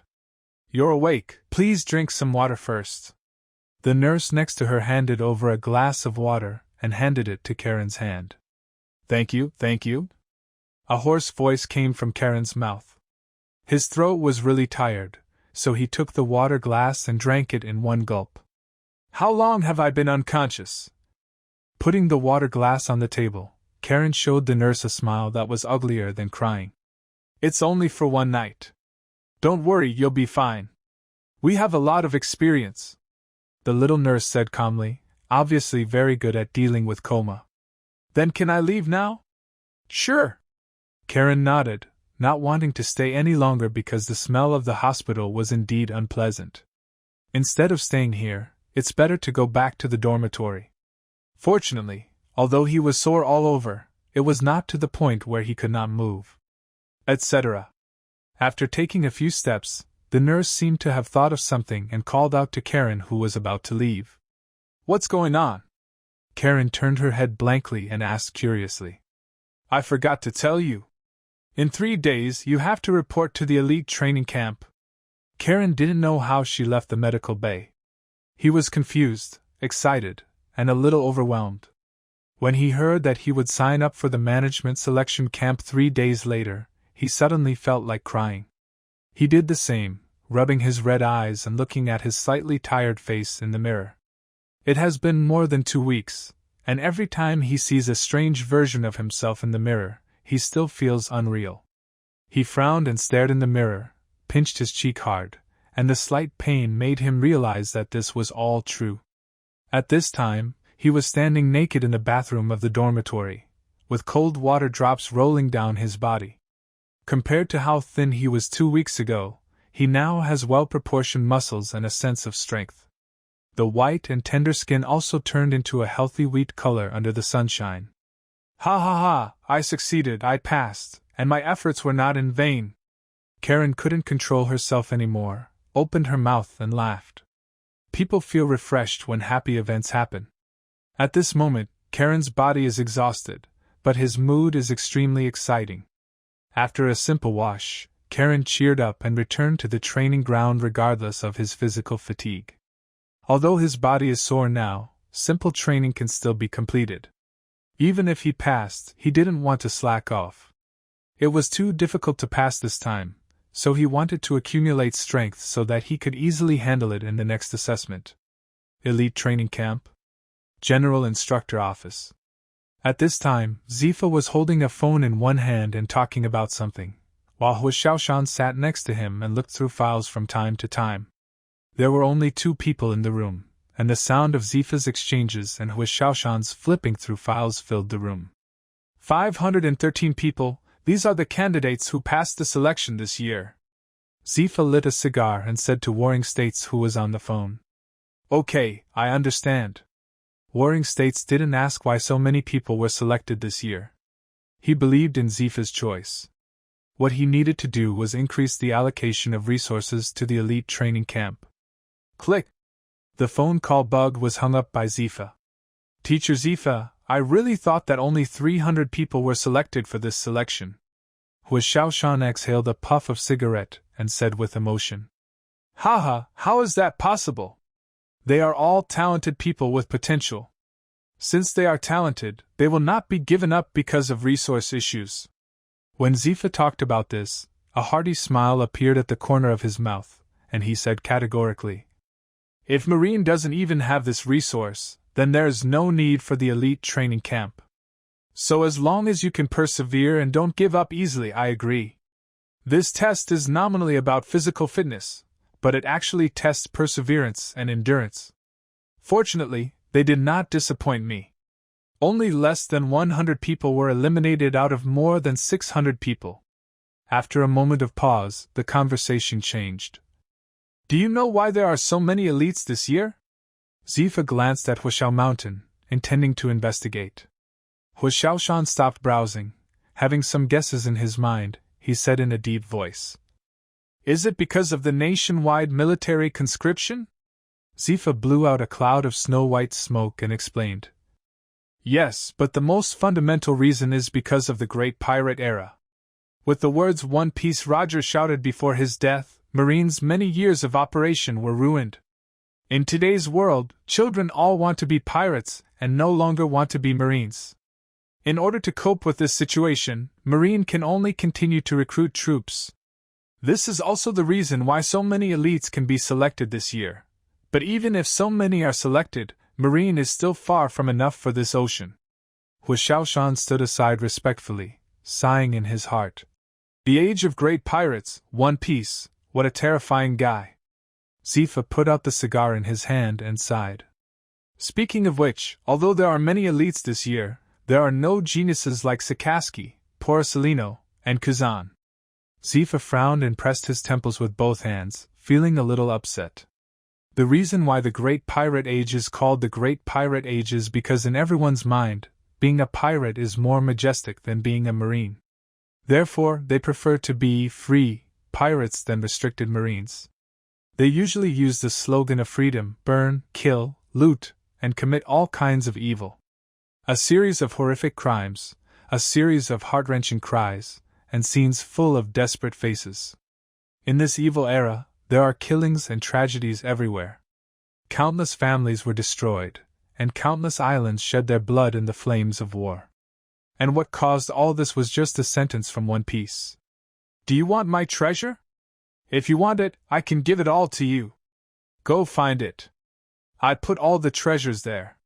But is it really because of this sentence? Zifa forced himself to wake up from his chaotic thoughts. He couldn't think too much, and he didn't dare to think too much. No matter what, he is Marine, and for him, cultivating excellent Marines is his mission. Future matters should still be left to young people to handle. Hu Shaoshan looked through the file in his hand, pointed to Smoker's name, and suggested. Smoker may be a bit irritated, but his talent is the best among this class of recruits. Zifa nodded in agreement and forced a smile on his lips. Smoker is not bad, but he is not the best. Hu Shaoshan flipped through the files, compared them carefully, frowned slightly, raised his head and smiled bitterly. Teacher, please forgive my poor eyesight, but I haven't found anyone more talented than Smoker here. Before Zifa could answer, he suddenly relaxed his brows and had a guess in his mind. He said in surprise, Could it be that you are talking about Kukilo Karen? Zifa glanced at Huashishin in surprise, nodded and said, Do you know him? Yes, his instructor at the recruiting training camp was me. He arrived here 2 weeks ago. At that time, he looked immature and had no training at all. I thought he wouldn't last long, but that day, I saw him training alone at noon, and I thought this little guy was interesting, so I chatted with him for a few words. I told him that he could sign up for the elite training camp in 3 days. I didn't expect him to pass at that time. I didn't expect. Hu Shaoshan had a very good impression of Karen, and he always smiled when he mentioned that day. Yes, I passed the elite selection in just 2 weeks. Those who don't know how easy it is to think that the elite selection is. Zifa sighed thoughtfully. Alone. Should we train him alone? Hu Shaoshan suggested. Zifa was a little moved by this proposal. Thinking of Warring States' speculation about Karen's background, he shook his head and spoke slowly. No, just let him train normally and let him develop some relationships with his comrades in the army. 3 days passed quickly. During these 3 days, Karen conducted simple training on the school field almost every day. It has to be said that in this world where everyone has a monster physique, Karen's body aches disappeared after just 1 sleep. Today is the day to register for the elite training camp, and the school grounds are already filled with rows of heroic recruits. Each of them could not hide their excitement, and chatted happily. As soon as Karen walked to the school grounds, Rosinante came over from nowhere. With an excited look on his face, he stretched out his fist and patted Karen on the shoulder. Congratulations. Karen nodded and gave Rosinante a bright smile. Tongshi, I thought I was eliminated. At the moment when he fainted, he really felt like he was eliminated. When the registration is over, I'll treat you to a big dinner. Haha, as promised, I want to eat more. Karen wanted to say something more, but saw that Zifa had already led a group of instructors over, so he quickly shut up. Quiet. Hu Shaoshan stubbed out the cigar in his hand and roared. I'm very disappointed in you. What do you want to do with all the noise on the school field? The whole place was silent, and everyone looked at the instructor in front of them with burning eyes.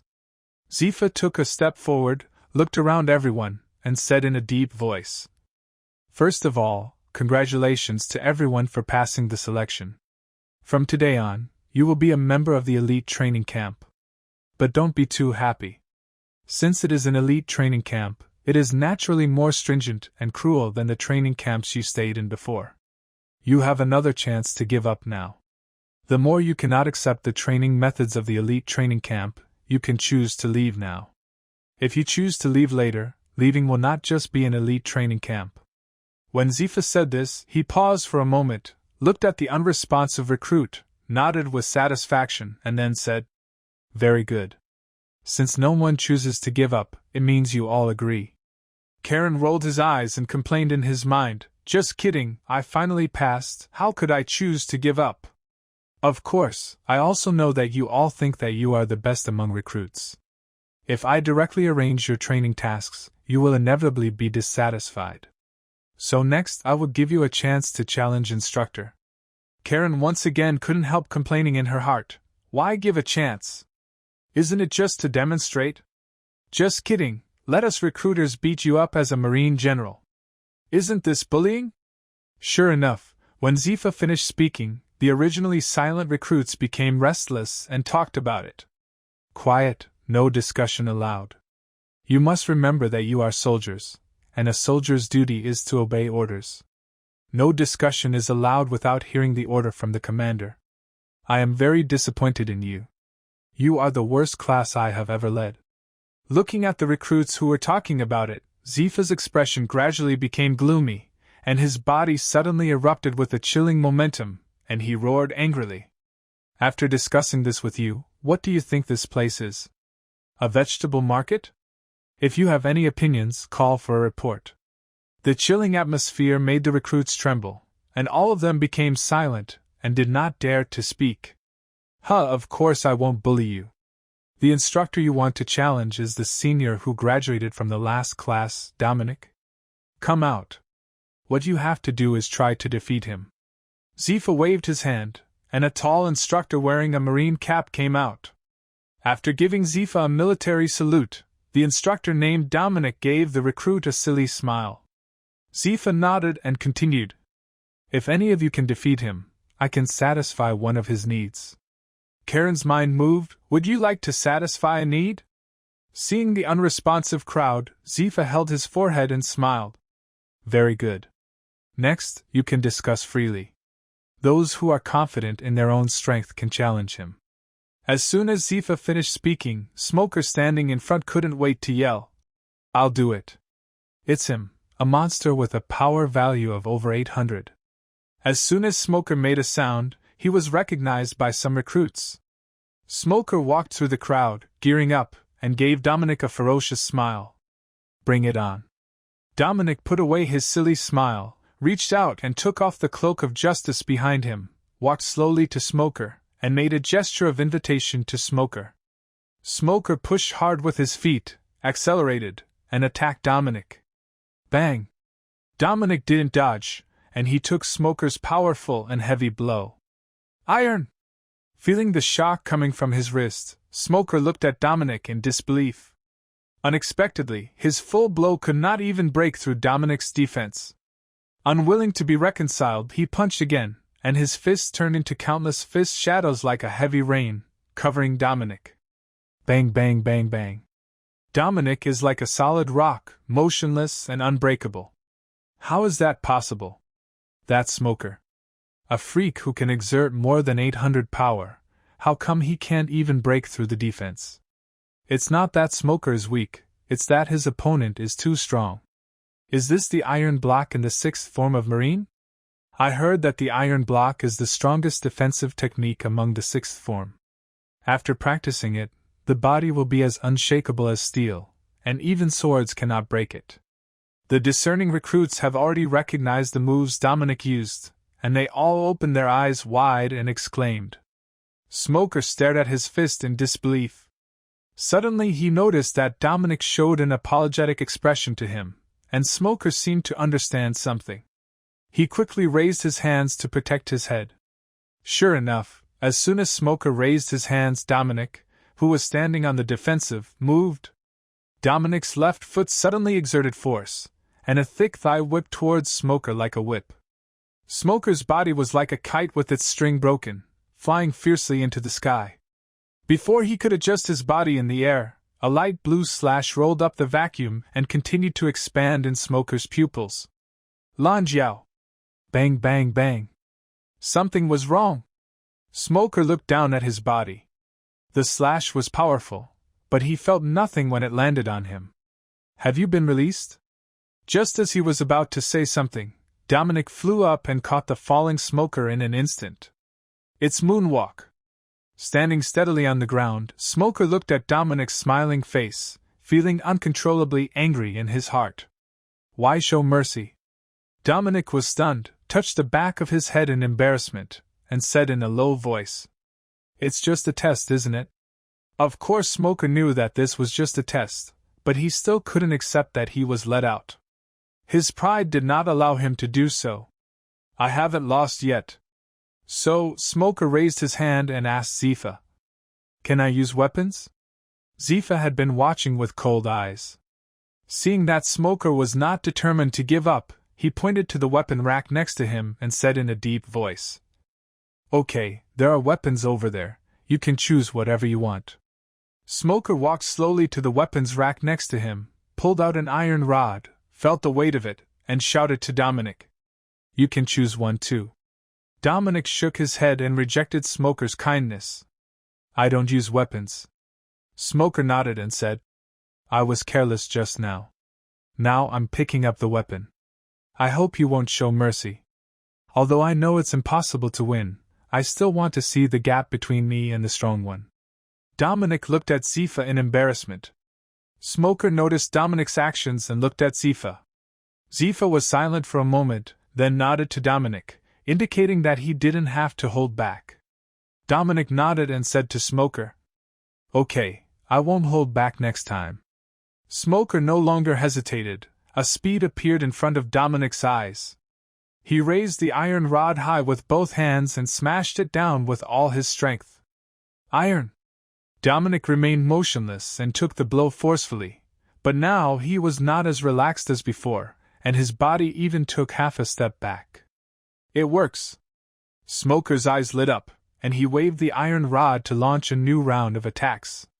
Only this time Dominic did not choose to take a hard hit.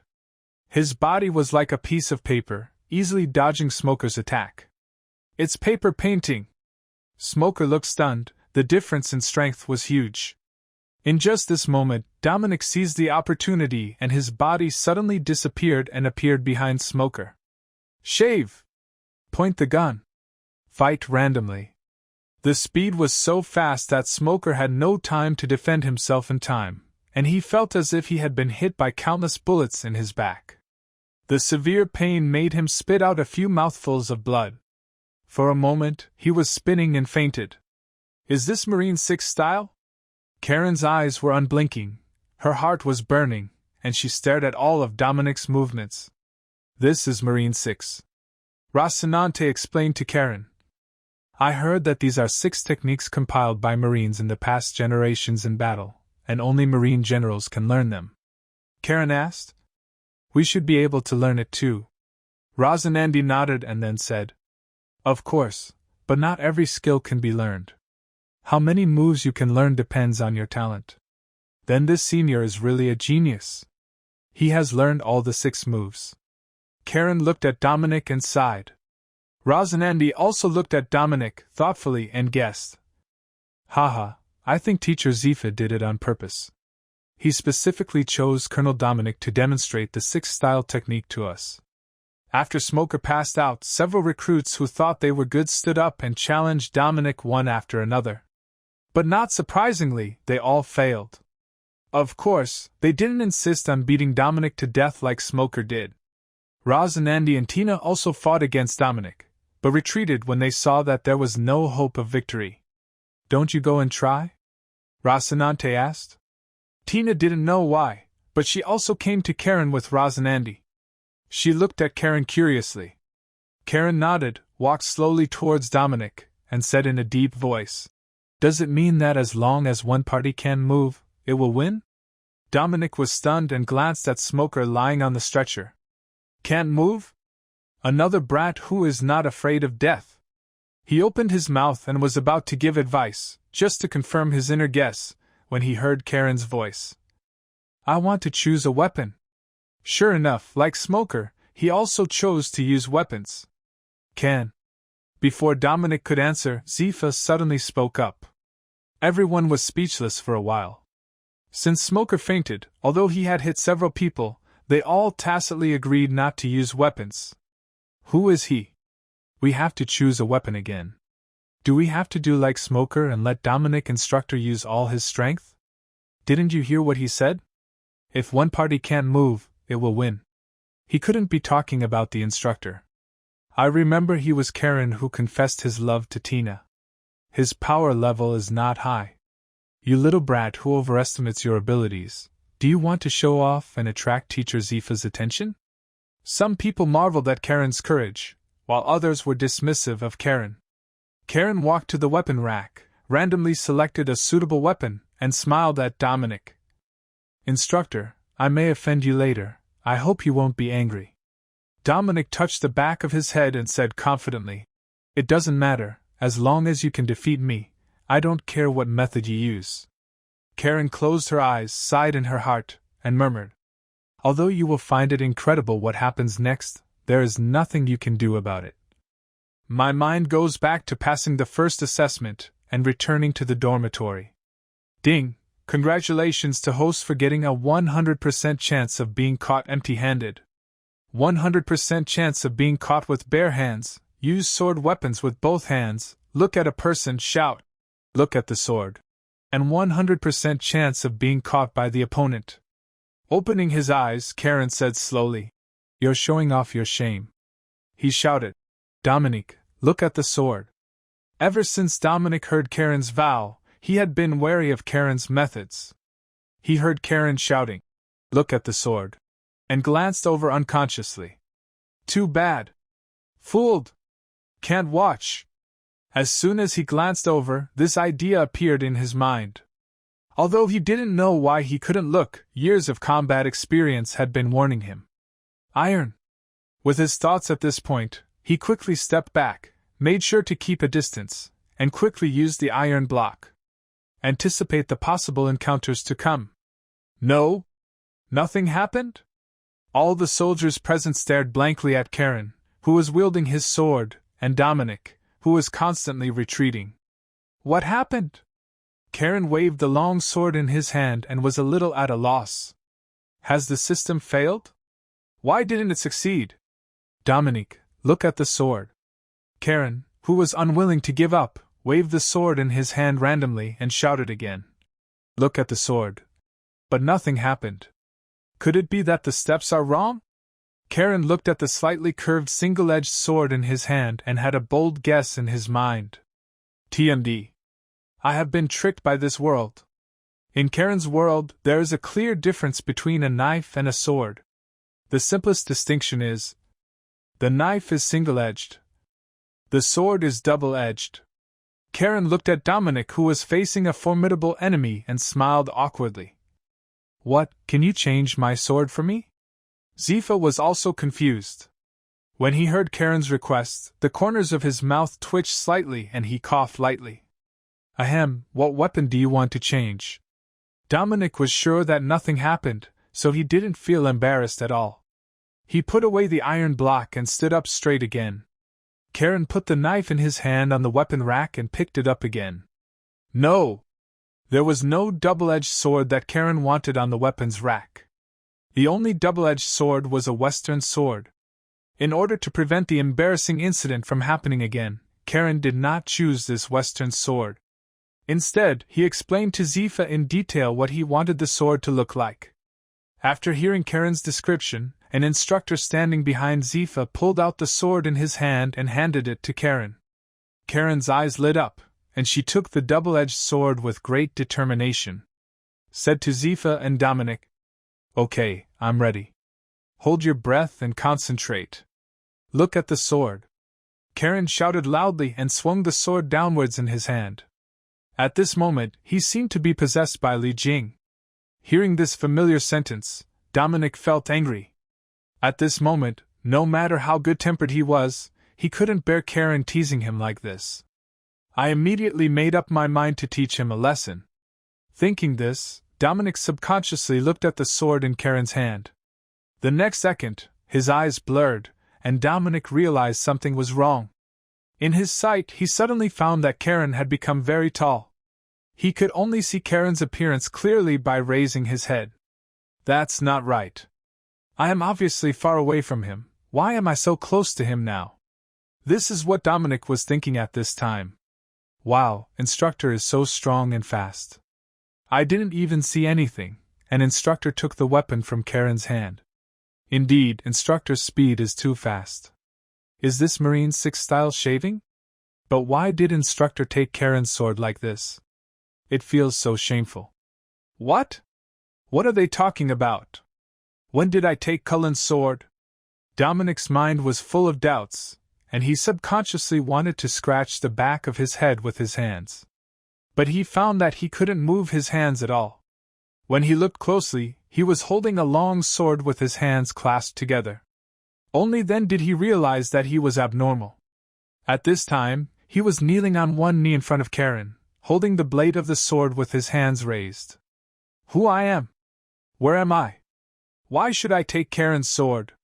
And still in such a shameful way. Why can't I move? At this moment, he suddenly remembered Karen's words before the duel. Does it mean that as long as one party cannot move, it will win? Instructor, I may offend you later. I hope you won't be angry. Isn't it true that I can't move like Karen said? Offended? Is this what Karen meant by offended? Dominic raised his head blankly and said at a loss. What did you do to me? Then, he thought of something and affirmed. Are you a devil fruit user? Karen neither denied nor affirmed, just smiled sheepishly at Dominic.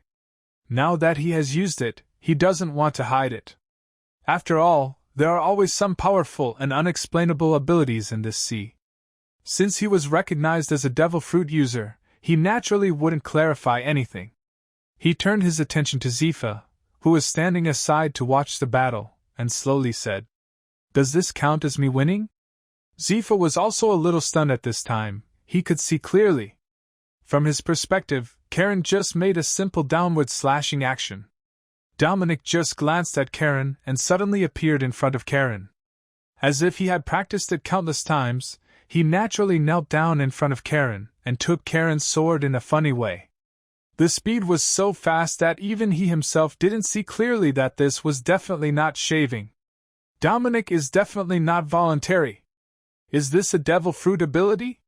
In his understanding, the devil fruit's abilities are indeed 8 gates. Compared with Karen's ability to just make people kneel down to pick up the sword, it is even weirder and more terrifying. He has also seen it. But they usually have restrictions. Even the weirdest paramecia has rules to follow, such as the simplest touch. But like Karen, it's just a word and action. What devil fruit is this? So scary! What nonsense are you talking about? Even if you win, your weapon is clamped. What do you win? That's right. Nonsense, instructor, stand up and teach him a lesson. Before Zifa said anything, the recruits next to him started talking about it. After all, in their field of vision, Cullen's weapons were taken away, and the advantage was with instructor. The corners of Dominic's mouth twitched slightly. I want to stand up, but the problem is that except for my mouth, I can't control other organs in my body at all. Do you want me to bite him to death? Zifa came back to his senses, stretched out his hand to suppress the chattering recruit, and said slowly, Dominic, can you move? Ever since Dominic discovered his situation, he had tried to move his body, but until Zifa asked, he failed. So, he closed his eyes and said bitterly, I lost. Instantly, there was an uproar. What? What did instructor say? Why did instructor admit defeat? Humph, this Karen is really not simple. He should be a devil fruit user. Does anyone know what devil fruit this is? It's too powerful. If you rely on devil fruit, even if you win, it will still be a weak victory. Some people questioned why instructor gave up, some marveled at the power of devil fruit, and some were dismissive of devil fruit. Zifa said nothing and nodded to Karen, indicating that Karen had won. With a smile on his face, Karen put away the sword in his hand, stretched out his hand and pulled Dominic up, who was stunned in place. I used my ability. If it were a head-on duel, I would never be your opponent. Dominic was not angry, as if to prevent Karen from disapproving of the means to defeat him. Dominic advised. If you lose, you lose. There is no pros and cons. I am already a dead man on the battlefield. Don't think that using your abilities doesn't count as winning or being upright.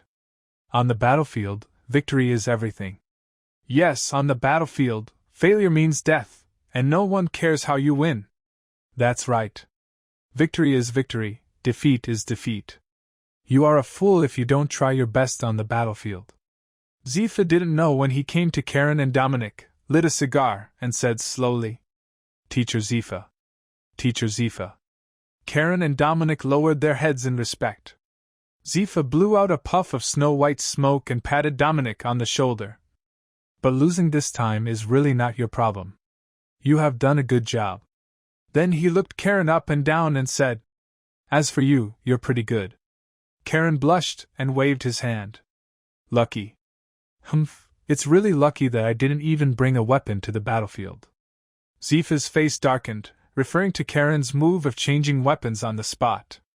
Karen smiled awkwardly, feeling a little helpless. After all, this was the first time that he was 100% free-handed. How could he know that the requirements for weapons were so strict? Speaking of which, we should also blame this deformed world. It seems that in this world, as long as it has an edge, any weapon can be called a sword. In the original plot, Karen felt embarrassed when she saw Zoro holding 3 swords and saying that he wanted to become the best swordsman in the world. After all, in the eyes of Chinese people, a sword can never be a sword. Seeing what Zifa was about to say, Karen changed the subject and said with a smile, Since I won, can I make a request? Zifa did not answer, but asked Karen a question. Are you a devil fruit user? This time Karen didn't pretend to be stupid. He had to admit it, otherwise he couldn't explain the scene that just happened. Since he was thought to have eaten a devil fruit, it was just a cover for his abilities. He nodded quickly. Yes. Zifa took a puff of his cigar and asked, What fruit? It's the paramecia fruit, the fruit of speech, the devil fruit related to language. This is the answer that Karen has long thought about. Since getting the system, the abilities he has acquired are more or less related to language. There are so many different kinds of devil fruits that there won't be any flaws if you just make one up. Sure enough, Zifa didn't have the slightest doubt. So when you were testing the power level, you shouted out the divine avoidance, and the second round's slogan was all to coordinate with the devil fruit? Zifa was very smart, and immediately understood Karen's previous strange behavior. Yes, after all, I have only joined Marine for more than 2 weeks. Without the devil fruit, I would not be able to pass the exam. Karen nodded, a little disappointed in his tone. Zifa laughed dumbly and said, You brat, are you showing off to me? Karen was startled and said in astonishment, What? Zifa glanced at the motionless Dominic and asked, What was your power level when you tested it? Dominic touched the back of his head and said with an honest smile, 698. How long have you been practicing? It takes about 13 years from childhood to adulthood. Dominic replied honestly. Karen's heart moved. Of course, the Taoist power value of 698 is very high, but after 13 years of training? After all, in Karen's mind, all the people in this world have monster physiques. Not to mention the protagonist, there is Kirby, who had mixed up with the protagonist in the early stage. After only a few months of training, he not only learned to shave, but also injured the protagonist. There are no geniuses in this world, there are only cheats. But now that he has focused his attention on Dominic, who is a Marine general, it seems that his talent is pretty good. Looking at the thoughtful Karen, Zifa grinned. Understood, don't belittle yourself, your potential is terrifying. Karen touched her head sheepishly and asked tentatively, Then can I make a request? He has not forgotten the reason why he stood up to challenge Dominic. Zifa couldn't help but punch Karen. Kid, are you kidding me? Since I said I can make demands after winning, of course I won't break my promise. Karen received a hard punch and touched his sore shoulder, almost groaning. Envy! It must be jealousy. If you have any requests, mention them quickly, and you'll save yourself talking about them every day. Zifa put away his fists and asked curiously. I want to learn to give life back. Karen spoke quickly, fearing that Zifa would punch him again. Where did you hear about the return of life? From a soldier's mouth. I heard that life return can store energy into the body, and then when you want to use it, you can consume the energy to restore your vitality.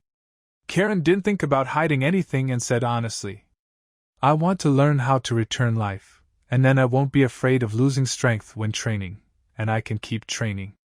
Zifa frowned. Life return can indeed be done like this, but it requires practice from a young age. You are right, life restitution can indeed be achieved to this extent, but it takes a long time to learn, and the life reversion that ordinary people learn can only control the organs of the body. Except for some special people, the practicality of life restoration is far less than that of Marine's sixth form.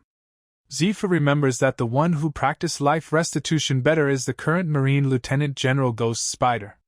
He can use his hair as hands and can use 8 knives under his control. Thinking of the incredible scene that just happened, he looked at Karen suspiciously.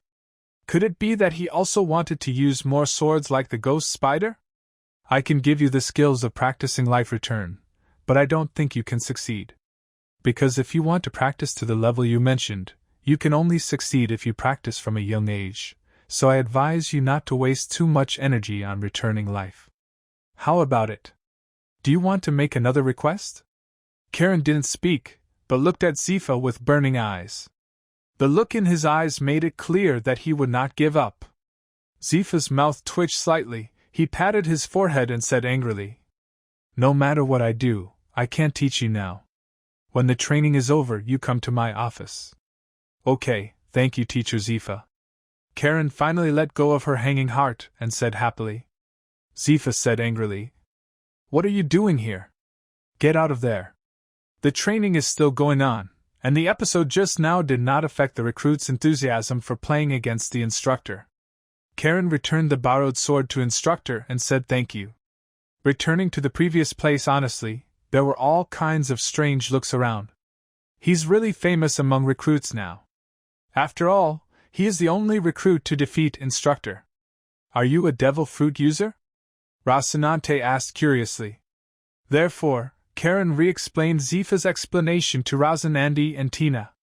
What good luck. Rocinante looked at Karen enviously. I never thought someone like you could eat devil fruit.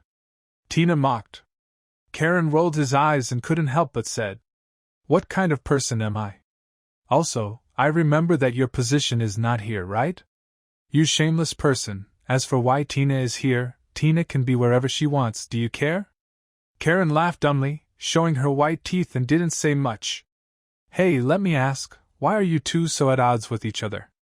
Rocinante clicked his tongue and teased with interest. What young couple? What did you say? Tina screamed like a cat whose tail was stepped on. Hey, who doesn't know that Brother Karen confessed his love to you in public? Now that you are here, haven't you agreed to Karen's confession? Rocinante analyzed it calmly with a look on his face that said, Don't try to lie to me. Karen shook her head helplessly. Tina's cheeks turned slightly red and hesitantly said, Yes, he confessed his love, but Tina didn't agree. Rocinante looked like you believe it or not, and did not refute, but sighed to Karen. You guys are really famous now. You can actually defeat instructor. It was just a fluke. Karen smiled modestly, and with a thought, he opened the system interface in his mind. 4936/10,000. Recruiting elite with great reputation. In the past few days, the reputation value has reached 4,936, which is still far away from the 10,000 mark, but he believes that after today, his reputation will skyrocket. Reputation needs fermentation, there are too few soldiers here. Night. Marine Headquarters, Marine Findwa. General Instructor Office. Zifa was sitting at the desk, holding a pen in his hand, sometimes frowning at a file, and sometimes showing a meaningless smile. Dong dong dong. A knock on the door pulled Zifa out of his thoughts. Zifa shook his head, put the file in his hand into the file bag, and said in a deep voice, "Enter." The person who came was none other than Karen. After Karen defeated the instructor, the recruits all challenged the instructor like chicken blood, and this lasted until the evening. Karen had a simple dinner and went straight to Zifa's office without stopping. He couldn't wait any longer for the return of his life. "I can't tell you are still impatient." Seeing the identity of the visitor, Zifa joked, then pointed to the empty chair opposite him and said casually, "Sit." Karen was not polite, walked over to Zifa and sat down. Looking at the teapot and empty cups on the table, he directly picked up the teapot and poured a glass of water for himself and Zifa. Like an ox chewing a peony, he drinks it all in one gulp without tasting it. Zifa watched Karen's actions with interest, and was not angry. Instead, he took out a cigar from the desk and handed it to Karen. "You're welcome, do you want to smoke?" Looking at the cigar that was handed to him, he felt a little hesitant. He smoked before time travel, but rarely smoked cigars. He has never smoked in this life, and he himself is a little hesitant whether to smoke or not. After all, smoking is harmful to health. But then I thought about it, in this world, are we still afraid of this? In Marine, not to mention Zifa and Ghost Spider, even Smoker and Tina are all smokers. Is there anyone in Marine who doesn't smoke? Grinning, he took the cigar, lit it, and after just a slight puff, Karen felt a choking feeling in his throat. Cough, cough, cough. He quickly put out the cigar in his hand and drank some water to relieve the nausea in his throat. "Ha ha ha, kid, it turns out you've never smoked." Seeing this scene, Zifa burst into tears of laughter. Karen glared at Zifa resentfully and got straight to the point. "I'm here to learn how to return life." Zifa slowly stopped smiling and said seriously, "Are you sure you want to learn this one instead of changing to another one?" Karen nodded solemnly. "Okay, this is the practice technique of returning life. You can take it. If you don't understand, let me know. But if you really can't learn it, don't waste too much time on it. After all, you have passed the best time to learn and return life." Zifa had no choice but to take out a booklet from the desk, which clearly stated the Life Return Exercise book. It was obviously ready.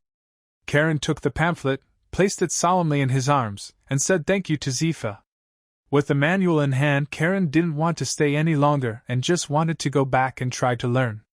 As soon as he stood up to say goodbye, he was stopped by Zifa. "Wait, why are you in such a hurry?" Karen had no choice but to sit down again and give Zifa a questioning look. Zifa squinted his eyes and carefully examined the young man in front of him, and asked tentatively, "Do you know Mengchi D. Dorag?" Although Warring States had already analyzed Karen's identity, he still wanted to ask. Karen was not surprised at all when he heard this question. After all, he had never thought of hiding his identity. Just because you haven't been discovered in the recruiting training camp before doesn't mean you won't be discovered in the elite training camp. Karen nodded, not denying it. "Yes, I was able to enter Marine headquarters because he gave me a letter." "Do you know his identity?" "I know. In fact, I only found out after joining Marine." The lack of denial does not mean that Karen will tell the truth. "Really? What do you think of the Revolutionary Army in Dorag?" Zifa stared at Karen and asked curiously. Karen did not answer in a hurry, but slowly lowered his head and fell into deep thought. He was thinking about how to answer Zifa. From Marine's side, there is no doubt that the Revolutionary Army is the cancer of the world, and Dorag is the leader of this cancer. But from his own standpoint, Dorag not only saved his life but also recommended him to Marine, which is undoubtedly his benefactor. Karen raised his head and said slowly, "I don't know, but I know I'm a Marine." Instead of thinking about how to answer, it is better not to answer and just state your position. Zifa was stunned for a moment, not expecting Karen to give him such an answer. What a cunning boy. But he was right. No matter what, he was Marine now. Zifa spit out a snow-white cigarette and said with emotion, "Yes, you are Marine, and that is enough for me, Zifa's student." Seeing that Zifa didn't speak for a long time, Karen stood up silently and walked towards the door. Just as he touched the doorknob, he heard Zifa shout again. "Wait, there's one more thing. Can Lao Deng finish what he said in one go? Is there anything left to finish?" Karen shook her head helplessly and complained in her heart. Turning around, he asked confusedly, "What?" Zifa put out the cigarette in his hand and said, "You'll go to the munitions department later." "Ministry of Munitions?" Karen was a little confused. "Isn't your weapon very special?" "Go to the munitions department. There are many kinds of weapons in there. You can choose one." Zifa pressed his temples, stood up, turned to Karen and said, "Of course, the weapons inside are not famous swords, but it is not difficult to find a weapon that meets your needs." Karen really didn't expect that Zifa would consider this matter for himself, and said without hesitation, "Okay, I'll be there in a moment." Zifa rolled his eyes at Karen, pulled out an envelope with a seal from the table, and said angrily, "Will you go there in a moment? Are you familiar with the munitions department? See if they let you choose weapons when you go there. Go on." Thank you, teacher." Karen smiled awkwardly and took the envelope from Zifa with both hands. This time, he didn't leave in a hurry, but just looked at Zifa silently. Zifa looked at Karen standing there and said doubtfully, "What are you doing? Why don't you leave? Do you still want me to accompany you?" "Why? Don't you know it yourself? Aren't I afraid that you might have forgotten to explain something else?" Karen complained in her heart, but remained calm on the surface and said with a smile, No, I was wondering if you have anything else to explain." Zifa touched the back of his head. Karen blinked and couldn't help but ask again, "Are you sure there's nothing else?" Zifa's face froze. He finally understood. It turned out that this little guy thought he was senile and couldn't help but cursed angrily. "No more. Get out of here." Karen quickly turned around, grabbed the door handle, and rushed out at lightning speed, while not forgetting to shout, "Okay." After leaving Zifa's office, Karen did not rush back to the dormitory to learn about Life Return. Instead, she asked an instructor for directions and walked to the munitions department. After all, he didn't know how long the envelope Zifa gave him was valid. Since you can get a weapon for free, hurry up. The munitions department is not difficult to find. He is right next to the general training ground. The process of selecting the weapon went very smoothly. He didn't know much about swordsmanship, and there was nothing wrong with it. As long as it looked sturdy, it was a sword. Karen has always longed for swords deep down in her heart. Who hasn't fantasized about a person, a sword, a horse, and a bottle of wine when he was a child? As I grew older, I was surrounded by swords, and I fantasized about flying with a sword like Li Xiaoyao and slaying demons in the world. Chinese people have always had a complex about swords. I took out a handful at random and it looked quite pleasing to the eye. There was a choking sound, a cold light flashed, and the sword was unsheathed. Karen imitated the masters who appeared in TV dramas when she was a child, holding a sword flower on her arm, standing with her hands behind her back, and said calmly, good sword, good sword." At this moment, he just felt that he was so handsome. "Hey kid, have you made your choice? We're going to close." A sharp urging interrupted Karen's reverie. He quickly put the sword in his hand into the scabbard and shouted anxiously, Okay. Back in the dormitory, Karen carefully took out the life from his arms and returned it to read carefully. As Zifa said, life restoration is indeed very difficult to achieve. He not only needs high talent, but also needs to be cultivated from an early age. In the next few days, in addition to training at the elite training school every day, Karen spent his free time practicing with a booklet. Are you Karen? The guy who defeated the recruit instructor? Just after the training, Karen was practicing with a book in her arms when a disdainful voice came into her ears. Karen raised his head and found a short-haired man holding a mace and holding a cigar standing in front of him. His eyes were fierce and his face was full of disdain. "It's Smoker." Karen recognized the person immediately. "I'm not, you got the wrong person," Karen replied casually. Smoker looked at Karen in surprise. "Oh, I got the wrong person. Do you know Karen?" Karen didn't even look back. "I don't know." After getting rid of Smoker, Karen focused her body and mind on the booklet again. Not long after, Smoker appeared next to Karen again and slammed the mace in his hand to the ground. The sound of "peng" stirred up bursts of dust. "You are obviously Karen, why did you lie to me?" As he said that, he took out a photo with Karen from somewhere, pointed at Karen and shouted angrily. Karen looked at Smoker funny and pretended to be stupid. "I'm not Karen, I just look a little like him." Smoker looked Karen up and down and said suspiciously, "Are you really not?" "No," Karen vowed. He has no time to fool around with Smoker now, he just wants to learn how to return life quickly. "I thought I could get rid of Smoker this time, but I didn't expect Smoker to come back to his senses this time." "I don't care, if you don't, just take me to find him." Karen put away the brochure and said helplessly, "What are you looking for him for?" Smoker picked up the mace on the ground and put it on his shoulder, and said without hesitation, "I heard he defeated Instructor, which I didn't even do. In this training camp, I don't allow anyone who is so NB." Hearing such a silly line, Karen almost burst into laughter. "Okay, I'm Karen, what are you going to do?" Smoker waved the mace in his hand and shouted at the top of his lungs, "I knew you were Karen. Come and fight me. I want to duel with you." "No fighting." "Why?" "In no mood." "Are you scared?" "Yes."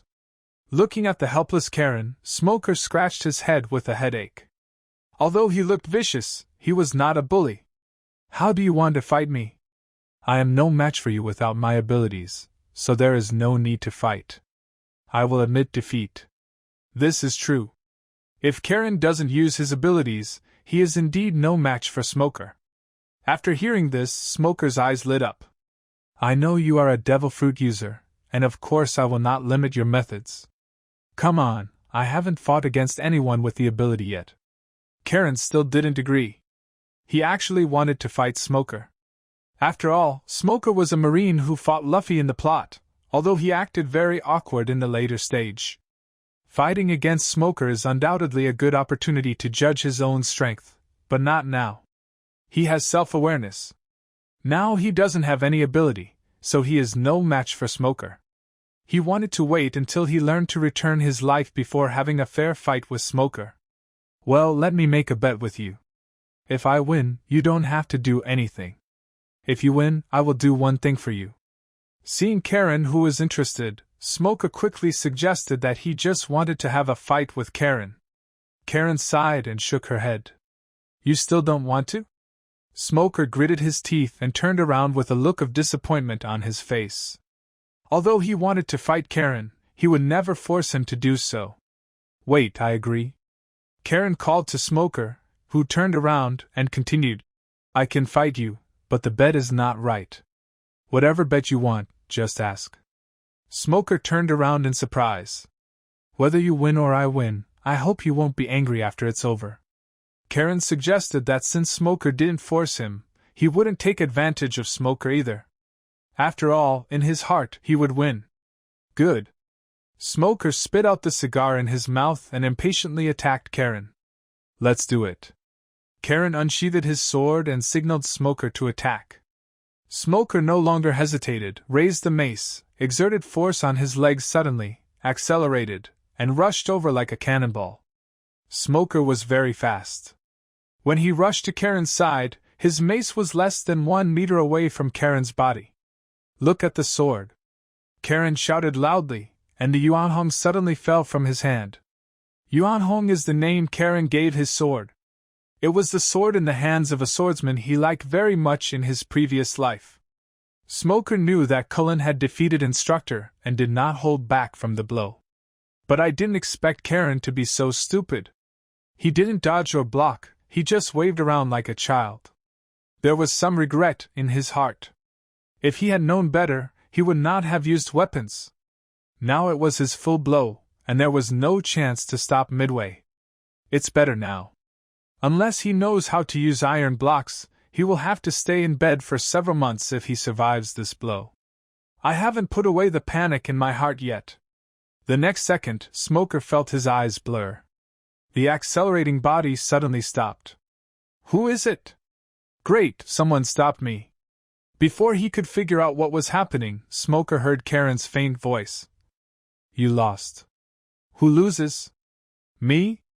Only then did Smoker realize that his posture was very wrong, and he realized what stupid thing he had just done. The moment Karen's sword was swung down, he uncontrollably dropped the weapon in his hand, knelt down on one knee, raised his hands high, and clipped the edge of Karen's sword. What am I doing? Why did I catch Karen's sword edge? At this moment, Smoker was as puzzled as Dominic at that time. Smoker raised his head with difficulty, with a look of disbelief on his face. He struggled desperately, but couldn't move.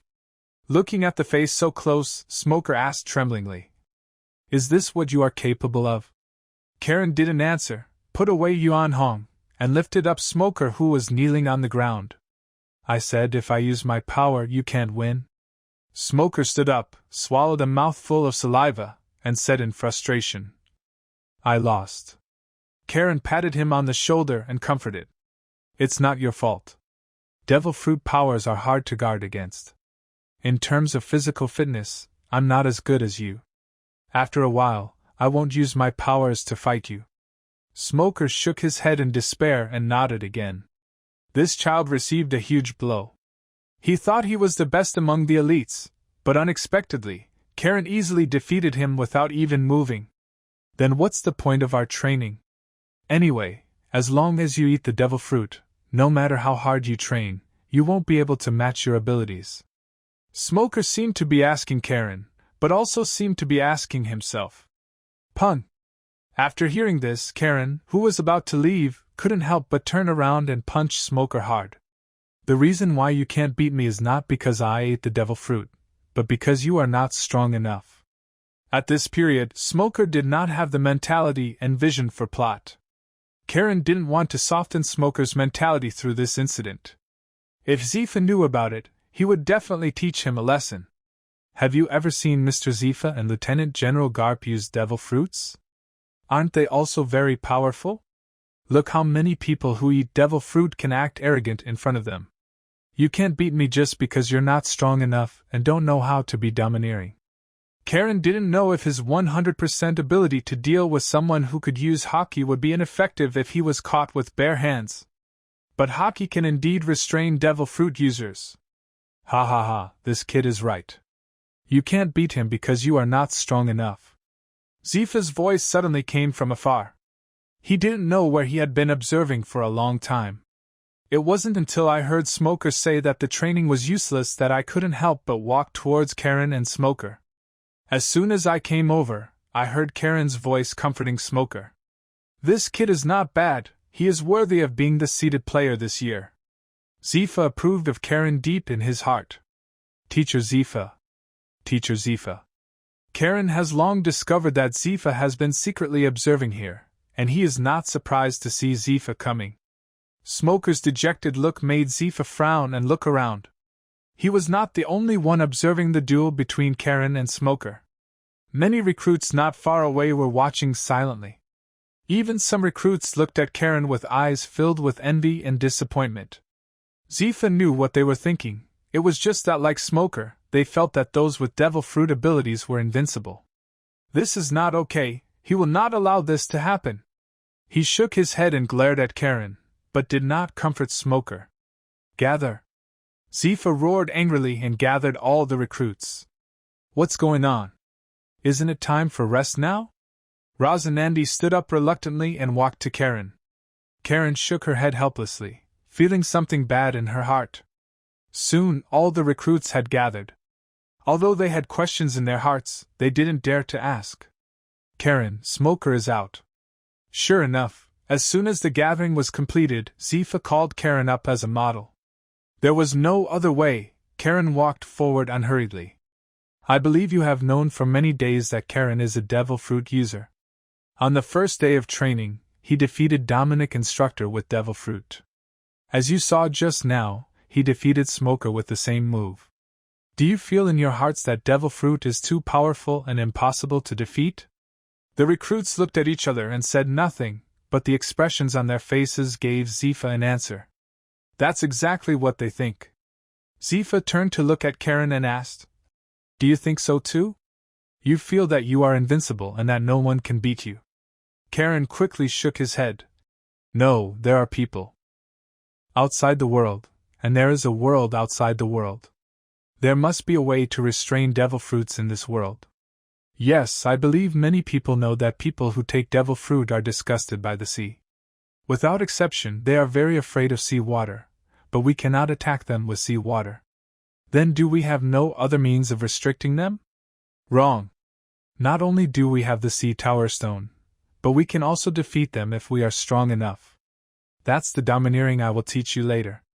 If you want to learn domineering, your physical fitness must be very strong. This is the meaning of our training." Zifa asked and answered questions and briefly introduced the weaknesses of the devil fruit. Domineering? Smoker raised his head, his eyes shining again. Zifa didn't explain what domineering was. Instead of explaining it, it would be better to tell them directly with practical actions. He looked at Karen maliciously, with a smile on his face. He had long wanted to beat Karen, but he was afraid that Karen would think he was too proud after eating a devil fruit. Although Karen's answer just now proves that he is still very humble, but who knows whether he thinks so in his heart. The corner of Karen's mouth twitched, although she had already guessed in her mind. "But I beat Zifa?" He looked at Zifa warily and backed away calmly. "Stop, no matter how much you say, let's just demonstrate it. I'll have a fight with Karen and let you see, devil fruit is nothing more than that." Without giving Karen a chance to refuse, Zifa directly stopped Karen and showed a sinister smile. "This is not good, you are my teacher, how can I attack you?" Karen really doesn't want to fight Zifa. Zifa is right. Haki can indeed restrain devil fruit. But is it a devil fruit to be caught with bare hands 100% of the time? Thinking of Zifa kneeling in front of him in full view. Why are you looking forward to it? Shaking his head, being called the man who trained all Marines was not just talk. Thinking of the impact of this incident, Karen couldn't help but shudder. Zifa looked at Karen laughing and crying for a while, with a dark look on his face. "What? You look down on me and think that this old man like me is no match for you?" Zifa deliberately added the accent to the old man, apparently still remembering the last time Karen asked him repeatedly.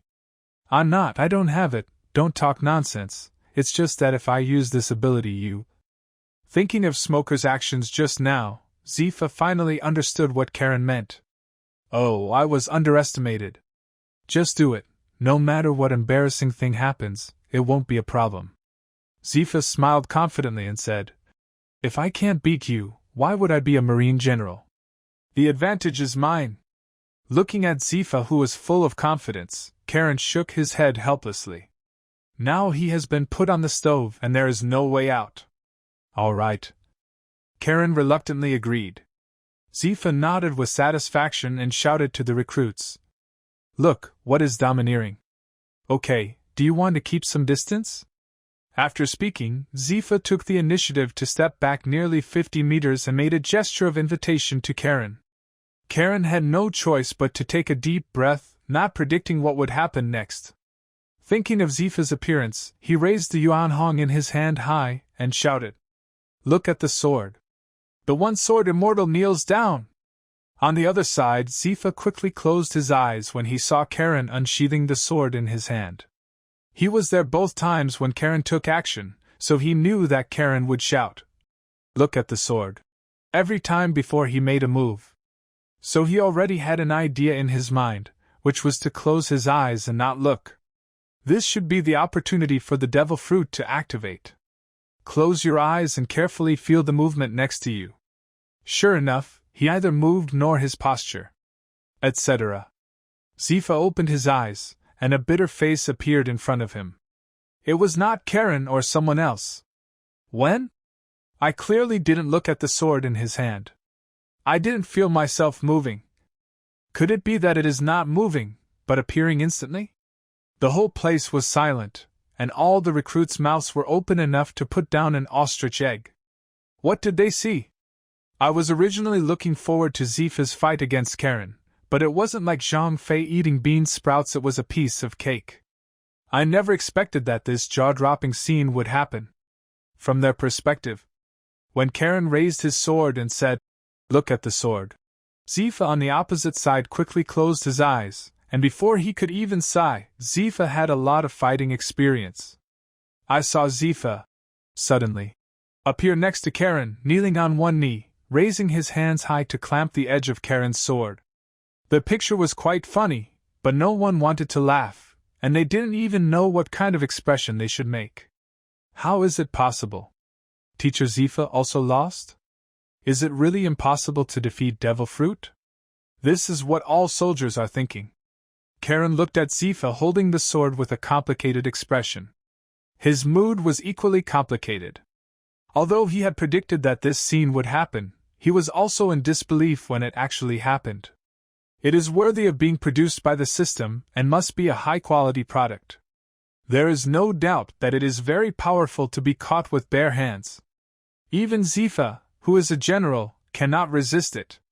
But his shortcoming is also obvious, that is, while controlling the other party, he has also controlled himself. In contrast, although Zifa was a little surprised, he was not discouraged because he did not use domineering energy in order to verify his guess. Seeing that closing his eyes was no longer possible, he no longer hesitated. The armed body suddenly emerged from his hands and spread all over his body. He tried his best to break free, but found that no matter how much strength he used, he couldn't move it at all. Why? Can Haki fight Devil Fruits? Zifa felt a rare panic in his heart. Haki can certainly fight against Devil Fruits. But is it the ability of the Devil Fruit to be 100% caught with bare hands? The answer is of course no. On the surface, it is a Devil Fruit ability called Word Fruit. True ability is the power of rules that overrides all. Since it was disguised, Karen naturally didn't want Zifa to see it, at least not in such public view. So, Karen quietly removed his left hand from the hilt of the sword. Boom! Click! As soon as the power of rules exerted on Yuan Hong was transferred, Karen felt a terrifying strange force coming from underneath him. Karen flew up like a kite with its string cut off, his body spinning uncontrollably in the air several times. Smash down hard. Let me go, this Lao Deng is so strong. Golden Bell, iron shirt.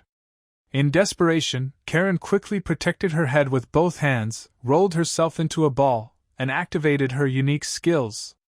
He rolled on the ground several times before gradually stopping to unload. Ahem. Karen spit out a mouthful of blood and climbed up from the ground with difficulty. He was dizzy and his eyes were filled with stars. Just as he was about to fall, a soft body supported him. He looked up, but he couldn't see his face clearly. In order to prevent himself from falling, he subconsciously grabbed up. So big, so soft. What's this? Used it and pinched it. Pun! His body was thrown to the ground, his eyes blackened, and he fainted completely. Doctor, doctor. The familiar voice resounded throughout the world, and the first person to react was Zifa.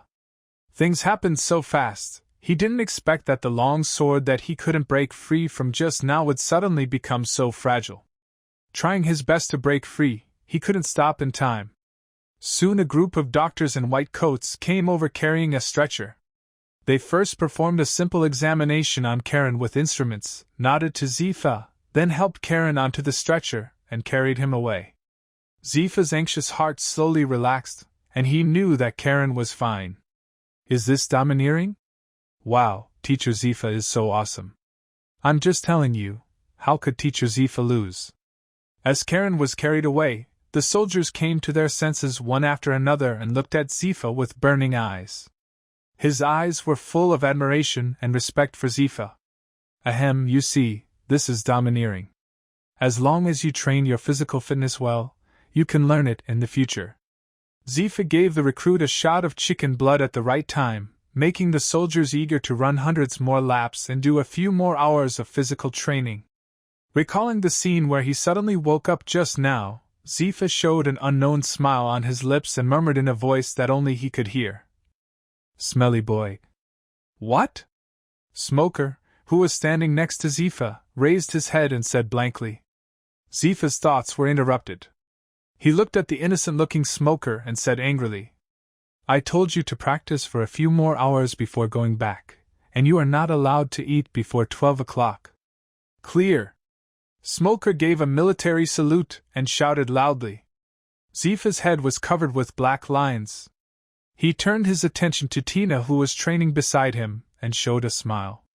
"Tina, go to the medical room and take care of Karen." Tina, who was training, left the training equipment in her hands. When she heard this, her cheeks turned red and she stammered, "Why did you let Tina go?" Before Zifa could answer, Rosanandi, who was also training on the side, dropped his training equipment and raised his hand to indicate. Me, let me go, oh, it hurts me to death." As soon as she finished speaking, Tina's palm gently patted Rosanandi's shoulder, showing a kind smile. Zifa's face turned dark and he said angrily, "Where are you going? It hurts even if a girl slaps you.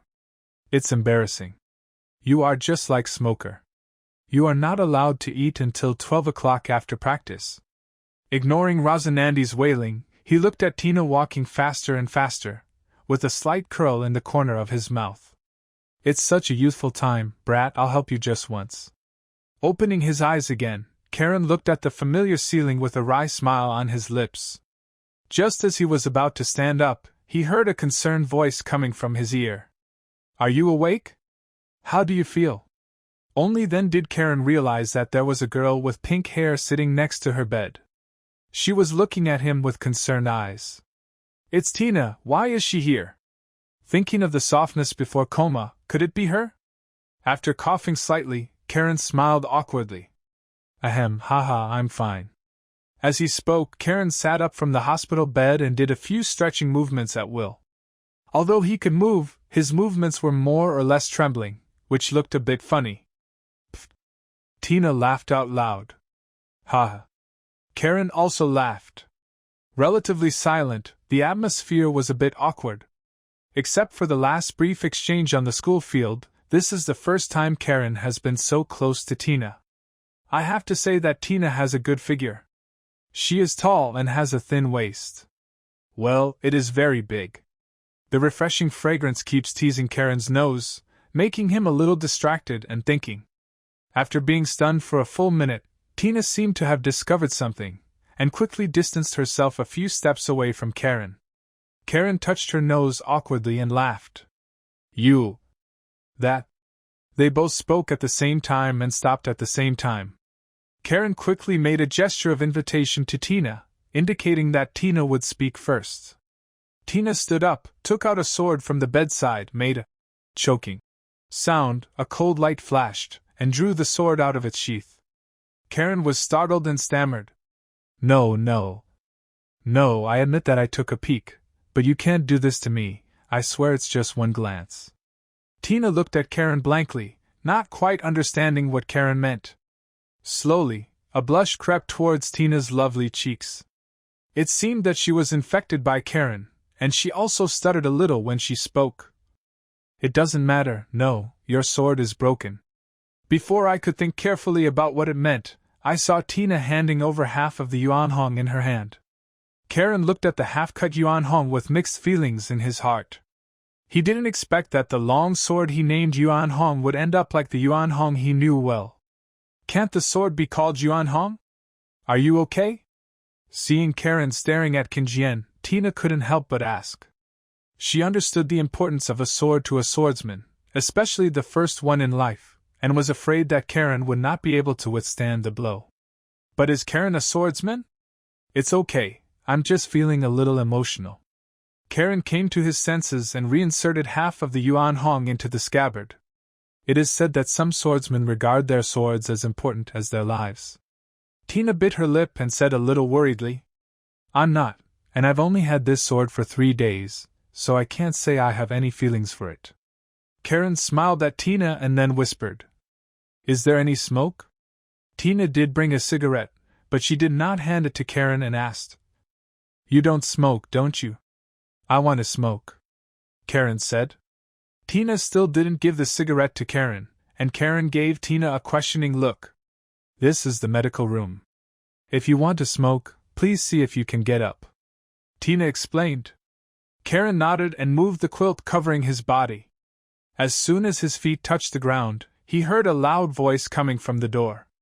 Is that little guy Karen awake? The voice was loud and powerful, and Karen was very familiar with it. Tina quickly stood up, looked at Zifa, and said respectfully, Teacher Zifa, Karen is fine. He said and pointed to Karen, who was lying on the hospital bed again. Water, water, water. Karen blinked at Tina and murmured unconsciously. Tina froze on the spot, her eyes full of confusion. Zifa walked very quickly and soon arrived at the hospital bed, frowning slightly. Didn't you say it's okay? As he spoke, he poured a glass of water from the table and put it to Karen's mouth. Tina opened her mouth, but said nothing. Karen drank the water in the cup in one gulp and looked at Zifa's concerned eyes, feeling a warm current in his heart. Drink slowly. Zifa helped Karen up from the bed, with a trace of guilt in his eyes. He has trained countless Marines in his life, but never once did he send his students to the hospital like Karen. Teacher Zifa, you're here, I'm fine. Karen sat up with difficulty and said weakly, Is this okay? Where's the doctor? Let him come and check. The guilt in Zifa's eyes became more intense, and he was about to get up and look for the doctor. Karen quickly stopped him and joked about how the next scene would play out if the doctor came over. It's okay. Cough, it's okay. The doctor came just now and said there's nothing wrong. As he spoke, Karen glanced at Tina. Tina was unmoved and just looked at Karen, neither revealing nor cooperating. Zifa felt Karen's grip, sat on the bench again, and looked at Karen suspiciously. Is it really okay? It's okay, Karen said weakly. Oh, if it's okay, I'll leave then. This is the fruit I brought for you. Zifa put the fruit basket in his hand on the bedside and was about to leave. How could Karen let Zifa leave like this? He quickly stopped him and asked anxiously, Where is my sword? Zifa's eyes narrowed slightly, his mind as clear as a mirror. Good boy, you are waiting for me here. What sword? I'll leave if nothing happens. Zifa pretended to be dumbfounded and said, Old fox. Seeing that Zifa was not cooperating, Karen looked at Tina. Tina was still unmoved and looked at the master and apprentice with interest. There was no other way, so Karen had to strengthen her body and pull out the long sword on the bedside. With a cry, Karen seemed to be possessed by Oscar. She looked at Yuan Hong with dull eyes, and 2 lines of tears fell from the corners of her mouth. My sword, my sword. At this moment, Karen was distraught and hugged Yuan Hong tightly to her chest, as desperate as if her wife had died. Zifa's mouth twitched slightly and he said blankly, Didn't this sword just come into your hands 2 days ago? Karen came back to his senses, put Yuan Hong in front of him, wiped his tears, and said righteously, Although I have only owned it for 3 days, in my heart, it is as important as my life. Pfft. Tina couldn't hold back and laughed out loud. Karen turned his eyes to Tina, his eyes full of doubts, as if he didn't understand what was so funny about this sentence. Tina waved her hands and said with a smile, It's okay, I just remembered something funny, you continue. Karen turned his gaze to Zifa's eyes again, no longer as weak as before, and said righteously, People are in the tower, ahem, people are in the tower, and the sword is there. The sword destroys people and kills them. Teacher Zifa, you don't want to lose such an outstanding student, right? The whole place was silent, and Zifa looked at Karen with a look that looked like a fool. Pointing at Karen, he asked Tina in a deep voice, who was watching the show, Has he always been this crazy? Tina recalled the first time she met Karen, who confessed her love in front of so many people, so she nodded without hesitation. Zifa reluctantly pulled out a cigar from his arms and wanted to light it, but Karen snatched it away. What kind of show is this? Zifa said angrily. This is the medical room, no smoking allowed. Tina pointed to the no smoking sign and smiled. The atmosphere fell into a strange state again. With big eyes and small eyes, Zifa looked at Karen, who was holding Yuan Hong in one hand and holding him tightly with the other. He couldn't help but ask, "What do you want?" Karen put Yuan Hong aside and said in a deep voice, "I heard that there are many weapons in the world made by famous swordsmiths, and they are called famous swords." Unexpectedly, Karen finally revealed his purpose. "You want a famous sword?" Zifa frowned slightly. Of course, he was very familiar with famous swords. After all, he had taught so many students, and a large proportion of them used weapons. That's right. Karen nodded. In his previous life, in addition to being interested in the abilities of devil fruits, he also liked the famous swords inside. Of course, the same goes for beauties. Zifa thought for a moment. He valued Karen very much. Not only him, but Sengoku and Garp also valued Karen very much. So thinking about it, giving Karen a famous sword was nothing. So he nodded. Okay, I will ask someone to help you find a suitable sharp knife. Karen rolled her eyes and complained in her heart. This is too stingy, spending so much energy on acting, only to be given a sharp knife. You must know that Zoro, a pirate, has a sharp sword with 21 skills when he appears on the scene. Even in Rog Town, he was given a good sharp sword with 50 skills. Just a sharp knife. Karen shook his head and said in a deep voice, Yuan Hong is my dearest relative and friend. Hard. The fist is hard. Zifa's face turned dark as he heard what Karen meant. Greedy little devil. You must know that Marine is not like a pirate. Although there are indeed many famous swords in Marine, there are also many Marines. With more wolves and less meat, Marine does not have much leftover food in his hands. But thinking of Karen's importance, Zifa gritted his teeth and said gloomily, I'll find you a good, sharp knife. Hearing this, Karen nodded with satisfaction, wiped away non-existent tears, and said with a smile, Thank you, Teacher Zifa. You can let go now. Zifa looked at the hand that was holding him tightly and said angrily. Karen quickly let go of his hand, sat up, and said with a smile, Haha, look at me, I'm so excited to see you here. Snort. Zifa stood up, turned and left without even looking at Karen. Tina looked at Karen, who stood up from the bed, and said coldly, The acting is good. Karen touched her nose, smiled, and said, Haha, you don't understand, this is how a crying child can be fed. There are many things that if you don't want them, others will never give them to you. Yeah? Karen's smile froze because it was not Tina who spoke, but Zifa who had left and returned. Zifa had a sullen face, clenched his fists, and slowly walked towards Karen. Teacher Zifa, what do you want to do? Karen said nervously as her heart was racing. Zifa didn't say a word, showed a cruel smile to Karen, stretched out his hand. Karen quickly stepped back and covered her face. What are you doing?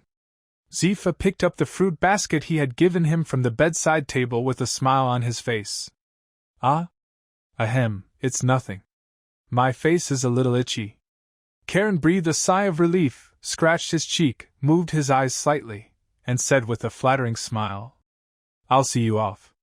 No, I think you can stand up, so you can definitely come to training tomorrow. Zifa took out an apple from the fruit basket and handed it to Karen, smiling maliciously. Karen's smile froze, but Zifa ignored Karen, handed the fruit basket in his hand to Tina, and left with a smile. It looks like you're not going to have a good time tomorrow.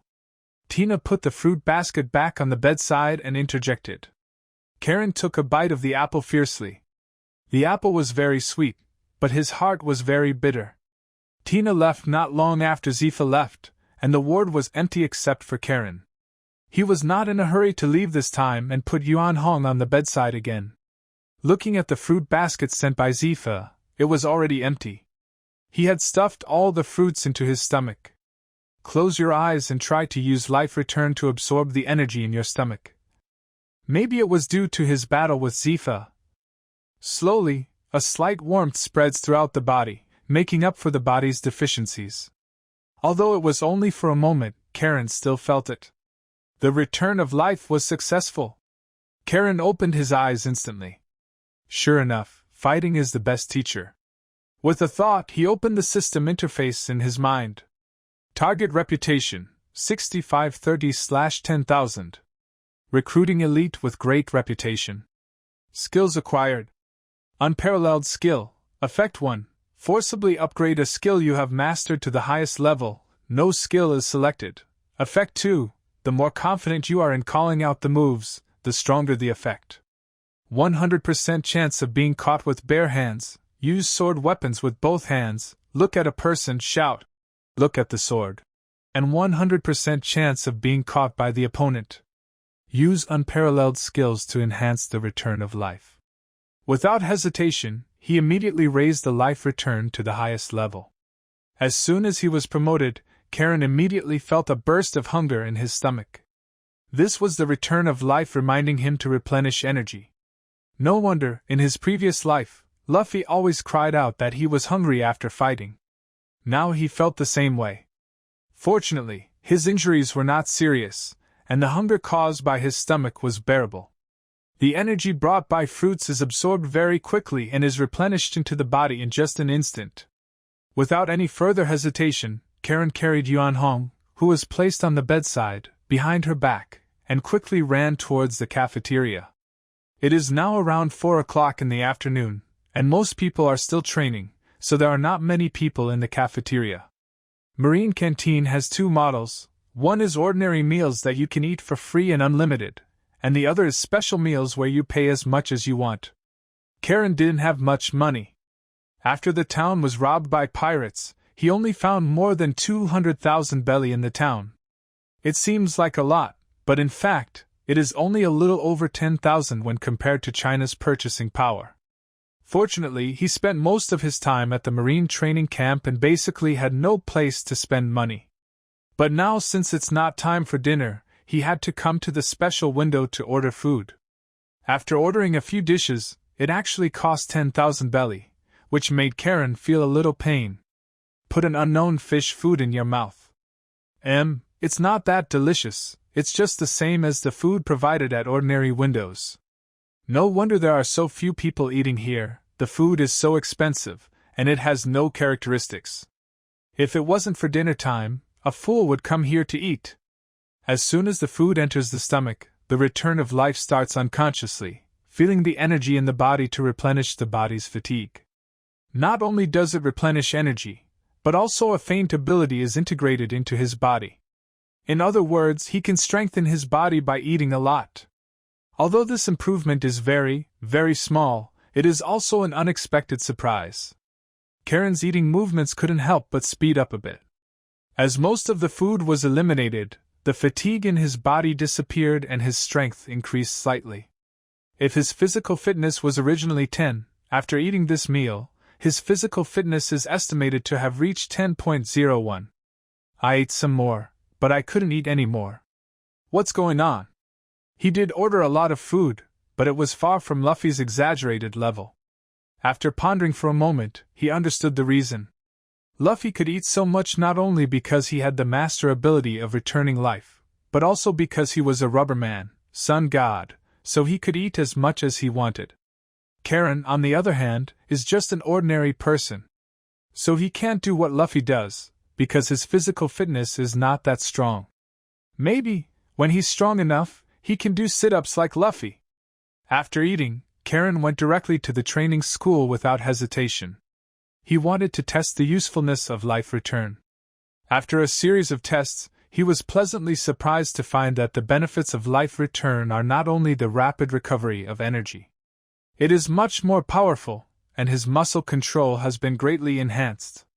For example, when he wants to punch, he can transfer his body's excess strength to his arms, making his punches faster and more powerful. In the same way, when he needs to move, he transfers the excess strength to his legs. Under the influence of life return, his body's coordination, control, and mastery have reached an astonishing improvement. I feel like a fighting master.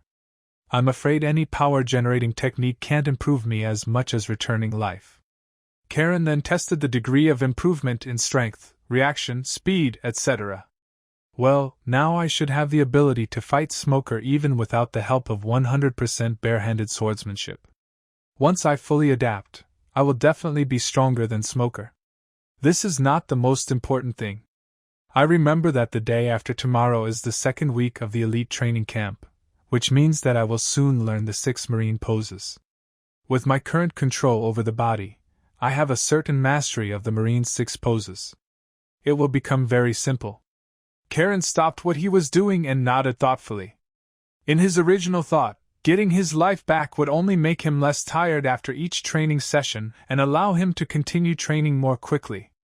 But now that he has mastered the return of life, he has discovered that the return of life can truly improve himself, which makes him absolutely confident that he made the right choice. Is this the terrifying ability of a master to return life? But the return of life also has an obvious shortcoming, that is, he gets hungry more easily than before. For example, now, returning to the canteen again, it is now around 11 o'clock in the evening. There are still not many people in the canteen, but fortunately the ordinary window is still open. He doesn't want to eat at those special windows that have no other advantages besides high prices. There are no ants with trembling hands like those in the previous life in this place. After all, this is a military camp and they will never be harsh on the food. Karen simply served 3 times as much food as before, turned into a glutton and began to enjoy it. It's still a delicious meal that doesn't cost any money. Karen touched her bulging belly and burped with satisfaction. After a while, his belly returned to its original state at a speed visible to the naked eye. Something is wrong, Karen frowned. Although these foods can replenish energy, they cannot absorb energy into the body. Is it because of the difference in food? Karen was thoughtful, slowly stood up and walked towards a canteen manager nearby. Hello, I would like to ask, what is the difference between the paid window and the free window? It's just that the ingredients used are different. The ingredients in the free window are all ordinary ingredients, while the ingredients in the paid window are taken from the Poseidon category. After receiving a satisfactory answer, Karen thanked him and relaxed his brows. I see. It seems that only eating Poseidon will improve my physique. Let's not talk about whether I have the ability to kill Poseidon. From my current position, I can't come into contact with Poseidon at all. The only place where you can get in touch with Poseidons is through a special window. But the problem is that I have no money. I can't make money in the military camp either. Karen rubbed her temples in distress, as she really didn't have a good solution to this matter. After leaving the cafeteria, Karen did not go to the school field for training. It was already getting late. Since he came to this world, what he has been thinking about every day is training to strengthen himself. Now that my life has been returned, the tight string in my heart has relaxed. Now he just wants to have a good night's rest. Ding ding ding. Just half an hour after lying down, a doorbell woke Karen up. He opened his eyes blankly. Because he entered the elite training camp, he was assigned to a separate dormitory. So he had no roommates at all, and this was the first time he heard his doorbell ring. Who could it be? Karen sat up from the bed and opened the door. To his surprise, the person who came was Smoker. Why are you here? Karen turned and looked at the clock. It was now 1 o'clock. I owe you something. Smoker explained, rubbing the back of his head. Karen glanced at him, a little confused, and moved out of the way to let Smoker come in. Have you just finished training? Karen frowned slightly when he smelled the smell of sweat coming from Smoker's body. Yes, Teacher Zifa asked me to train until 12 o'clock, so I trained a little longer. Smoker took out a cigar from his shirt and said casually, Want to smoke? No. Karen shook his head. Smoker nodded, lit the cigar, blew out a puff of white smoke, and explained, Didn't I lose to you this morning? I'm willing to admit defeat. What do you want me to do? Karen was expressionless and said in a deep voice, I remember I said that there is no bet on who wins or who loses. That's for you. Smoker looked at Karen deeply and said firmly, For me, if I initiate a challenge and lose, there will be a punishment. Karen smiled. He didn't expect Smoker to be so stubborn. He looked at Smoker seriously and said in a deep voice, "Are you sure?" Smoker took a deep breath of smoke and nodded firmly. "I'm sure." "No regrets?" "My requirements are very high." Karen's eyes gradually turned cold, and he showed a sly smile to Smoker. His white teeth were frightening in the moonlight. Smoker was startled by Karen. Beads of sweat fell from his forehead. He swallowed unconsciously, and stood up a little straighter. "No. No regrets." Hey then." Karen laughed strangely and said solemnly, "Please treat me to a meal." "Ah?" Smoker was startled, wiped the sweat from his face, and said in disbelief, "That's it." "Well, I have a big appetite." Karen showed an embarrassed smile. Smoker's body relaxed a lot. How much money can he spend on just one meal? So he said confidently, "It's okay, feel free to eat." After sending Smoker away, Karen returned to bed and fell into a deep sleep. Until a rapid sound of the alarm clock woke him up. He had a dream, dreaming that he returned to the day when he first came to this world, and dreamed of the day when the town of Srili was destroyed. His ears were filled with howls and screams, but this time he did not hide, but stood in front of the pirate named Scott. The difference from last time was that this time it was him who was standing and the one who was lying down was the pirate. "I believe it won't be too late until that day, and I'm looking forward to it." Karen muttered to herself in the mirror. "You are in a good mood today." Rosanandi walked up to Karen and smiled. "Really, maybe the weather is very good today." Karen didn't explain that much and pointed to the gray sky. "Well, this is really good. At least it won't be very hot today." Rosanandi patted his forehead. "Anyone who has cheated a famous sword will be in a good mood." Tina stretched her better body, and said nonchalantly, "What famous sword?" Smoker came to Karen for some reason and asked inexplicably. Rosanandi also looked at Tina curiously. Tina didn't seem to hear anything, but turned to look at Smoker, wondering. "I remember you weren't here a few days ago." Smoker nuzzled Karen and said gloomily, "I want to treat him to dinner." Apparently Karen teased him intentionally last night to make him feel very unhappy. Rosanandi looked at Smoker for a while, then at Tina, and finally focused on Karen, opening her mouth without speaking. "All of you, stand at attention." Zifa's voice was like a thunder, and he said in a deep voice, "Today is still physical training. The difference from the past is that this time I will test your stance. If your stance is not standard, the training will be doubled."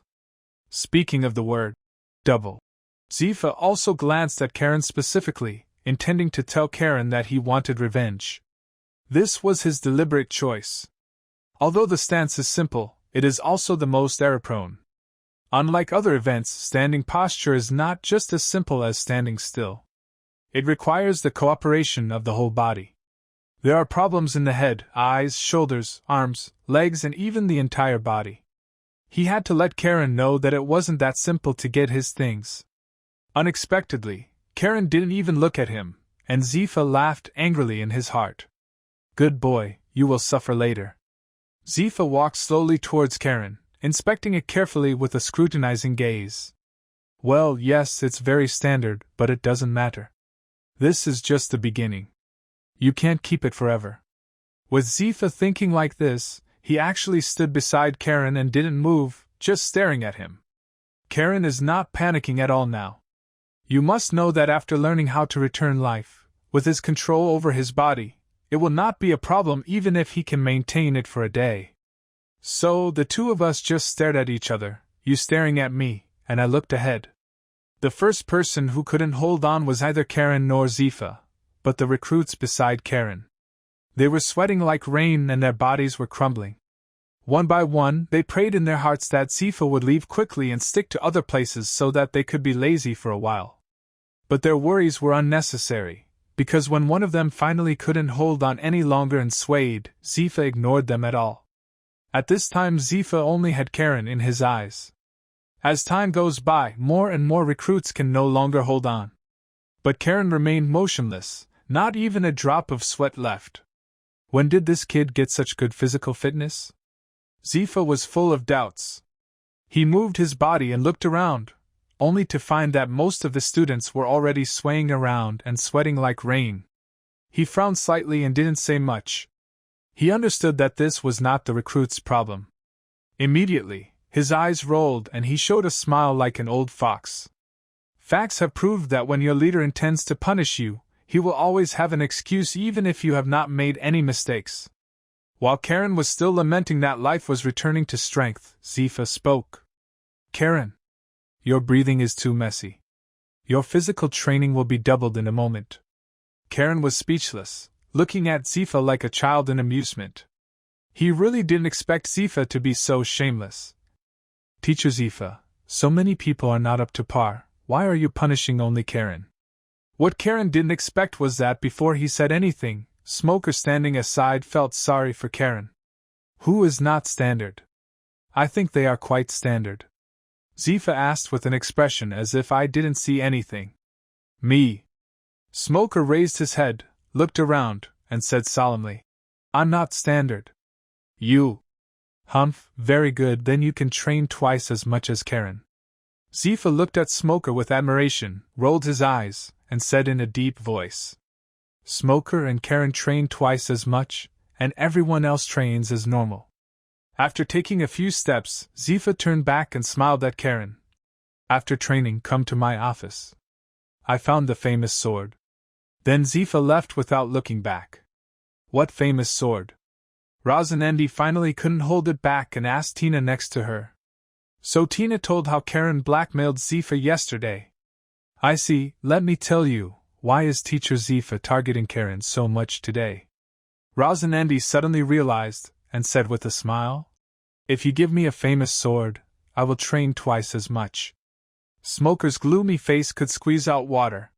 He never thought that Zifa had a reward for Karen. He looked at Karen with a resentful look, but it was not his fault. After all, he asked for it himself.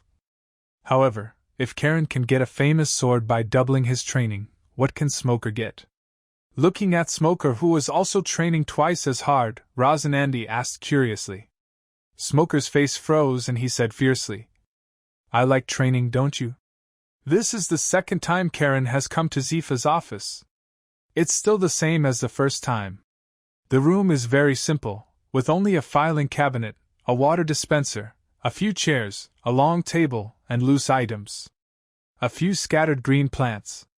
The difference from last time was that there was a wooden box sitting quietly on the long table. Karen stood opposite Zifa excitedly and showed a questioning expression to Zifa. Zifa nodded amusedly.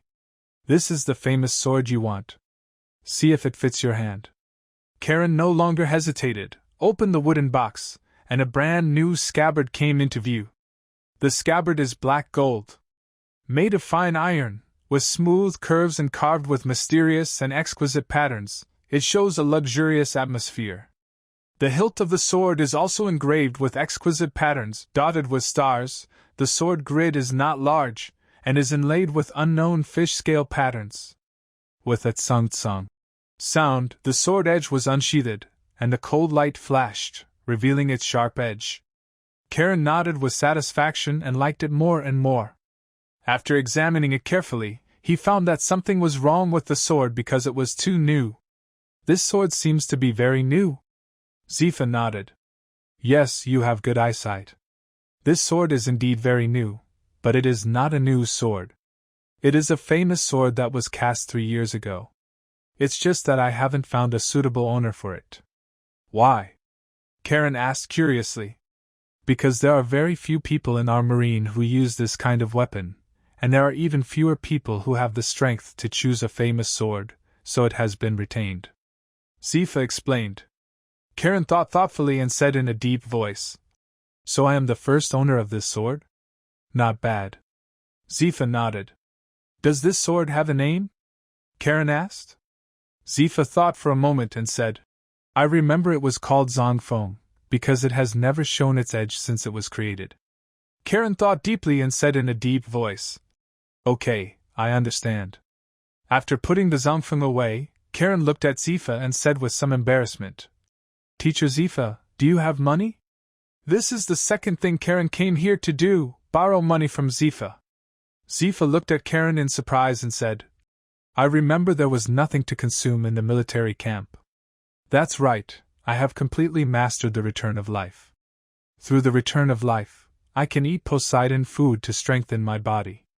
Karen said honestly. He has no intention of hiding this matter.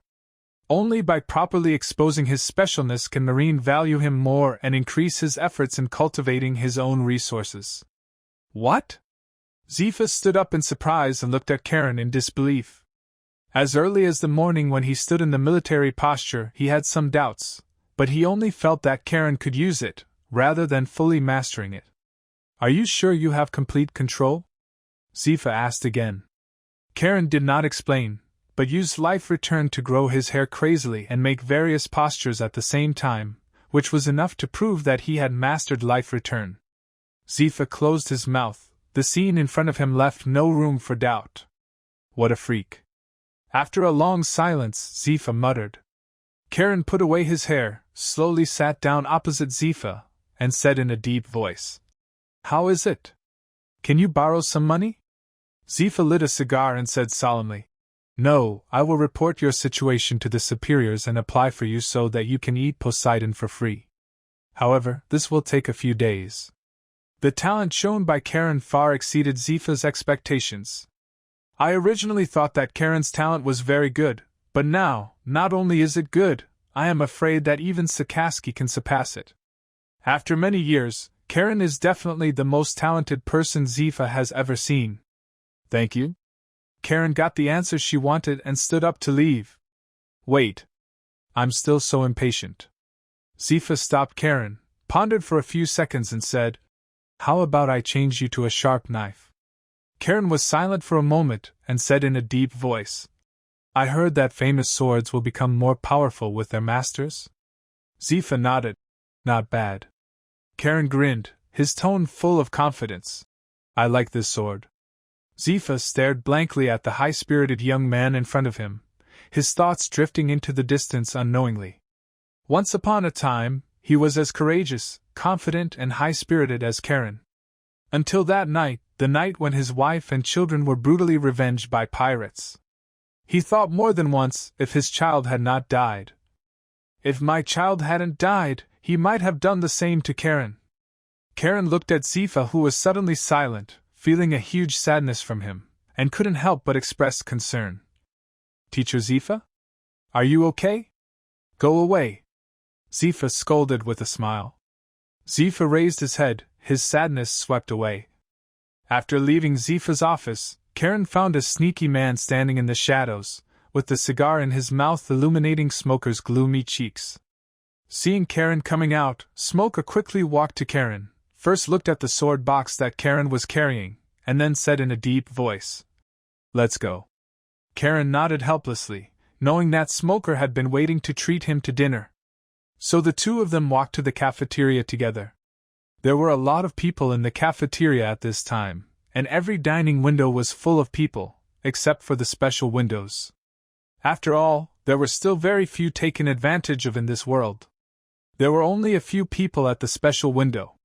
Karen looked at Smoker, pointed at the special window and asked, Have you ever eaten at this window? Have eaten. To Karen's expectation, Smoker nodded. What do you think? Compared with the free ones? Karen asked curiously. He wanted to know whether people who have not mastered the return of life will strengthen their bodies after eating Poseidon. It's not that great. It tastes just like an ordinary window. Smoker frowned slightly and guessed. It should be a window for people who don't want to queue. It seems that eating Poseidon will not improve your health. Also, if everyone can be like Karen, the special window will never be so deserted. But eating Poseidon can definitely improve your physical condition. As the saying goes, a person is nourished by the soil and water. In this world of monsters per capita, it is definitely related to the food they usually eat. With Smoker as his enemy, Karen was naturally not polite and ordered several meals in a row before stopping and leaving with satisfaction. Karen was holding more than a dozen meals, looked at Smoker with empty hands and asked, "Aren't you going to eat? Didn't you order already?" Smoker was startled and asked in surprise. Then he seemed to realize something and his face darkened. "You mean you ordered more than a dozen dishes and you ate them yourself?" Karen looked at her nose with her eyes, her mouth with her nose, and her heart with her mouth, without any objection. "Have you finished eating?" Smoker couldn't bear it any more and asked angrily. Karen nodded sheepishly. "Well, as I said, I eat a lot, and these may not be enough for me." Smoker then remembered that Karen had indeed said that he had a lot of food. At that time, he thought it was a modest statement. He twitched his mouth slightly, stood up helplessly, and went to the window to order some more food. When he came back, Karen was eating quickly, so fast that Smoker rubbed his eyes in disbelief. Hiccup. Karen rubbed her belly and burped, took out a tissue and wiped her mouth. The graceful movement made Smoker wonder if it was Karen who was eating just now. "Thank you for the hospitality. Then I'll leave first, and you can eat slowly." Karen stood up, straightened her clothes, and straightened her back. With that said, he left without caring about Smoker's reaction. Smoker is left alone in the messy cafeteria.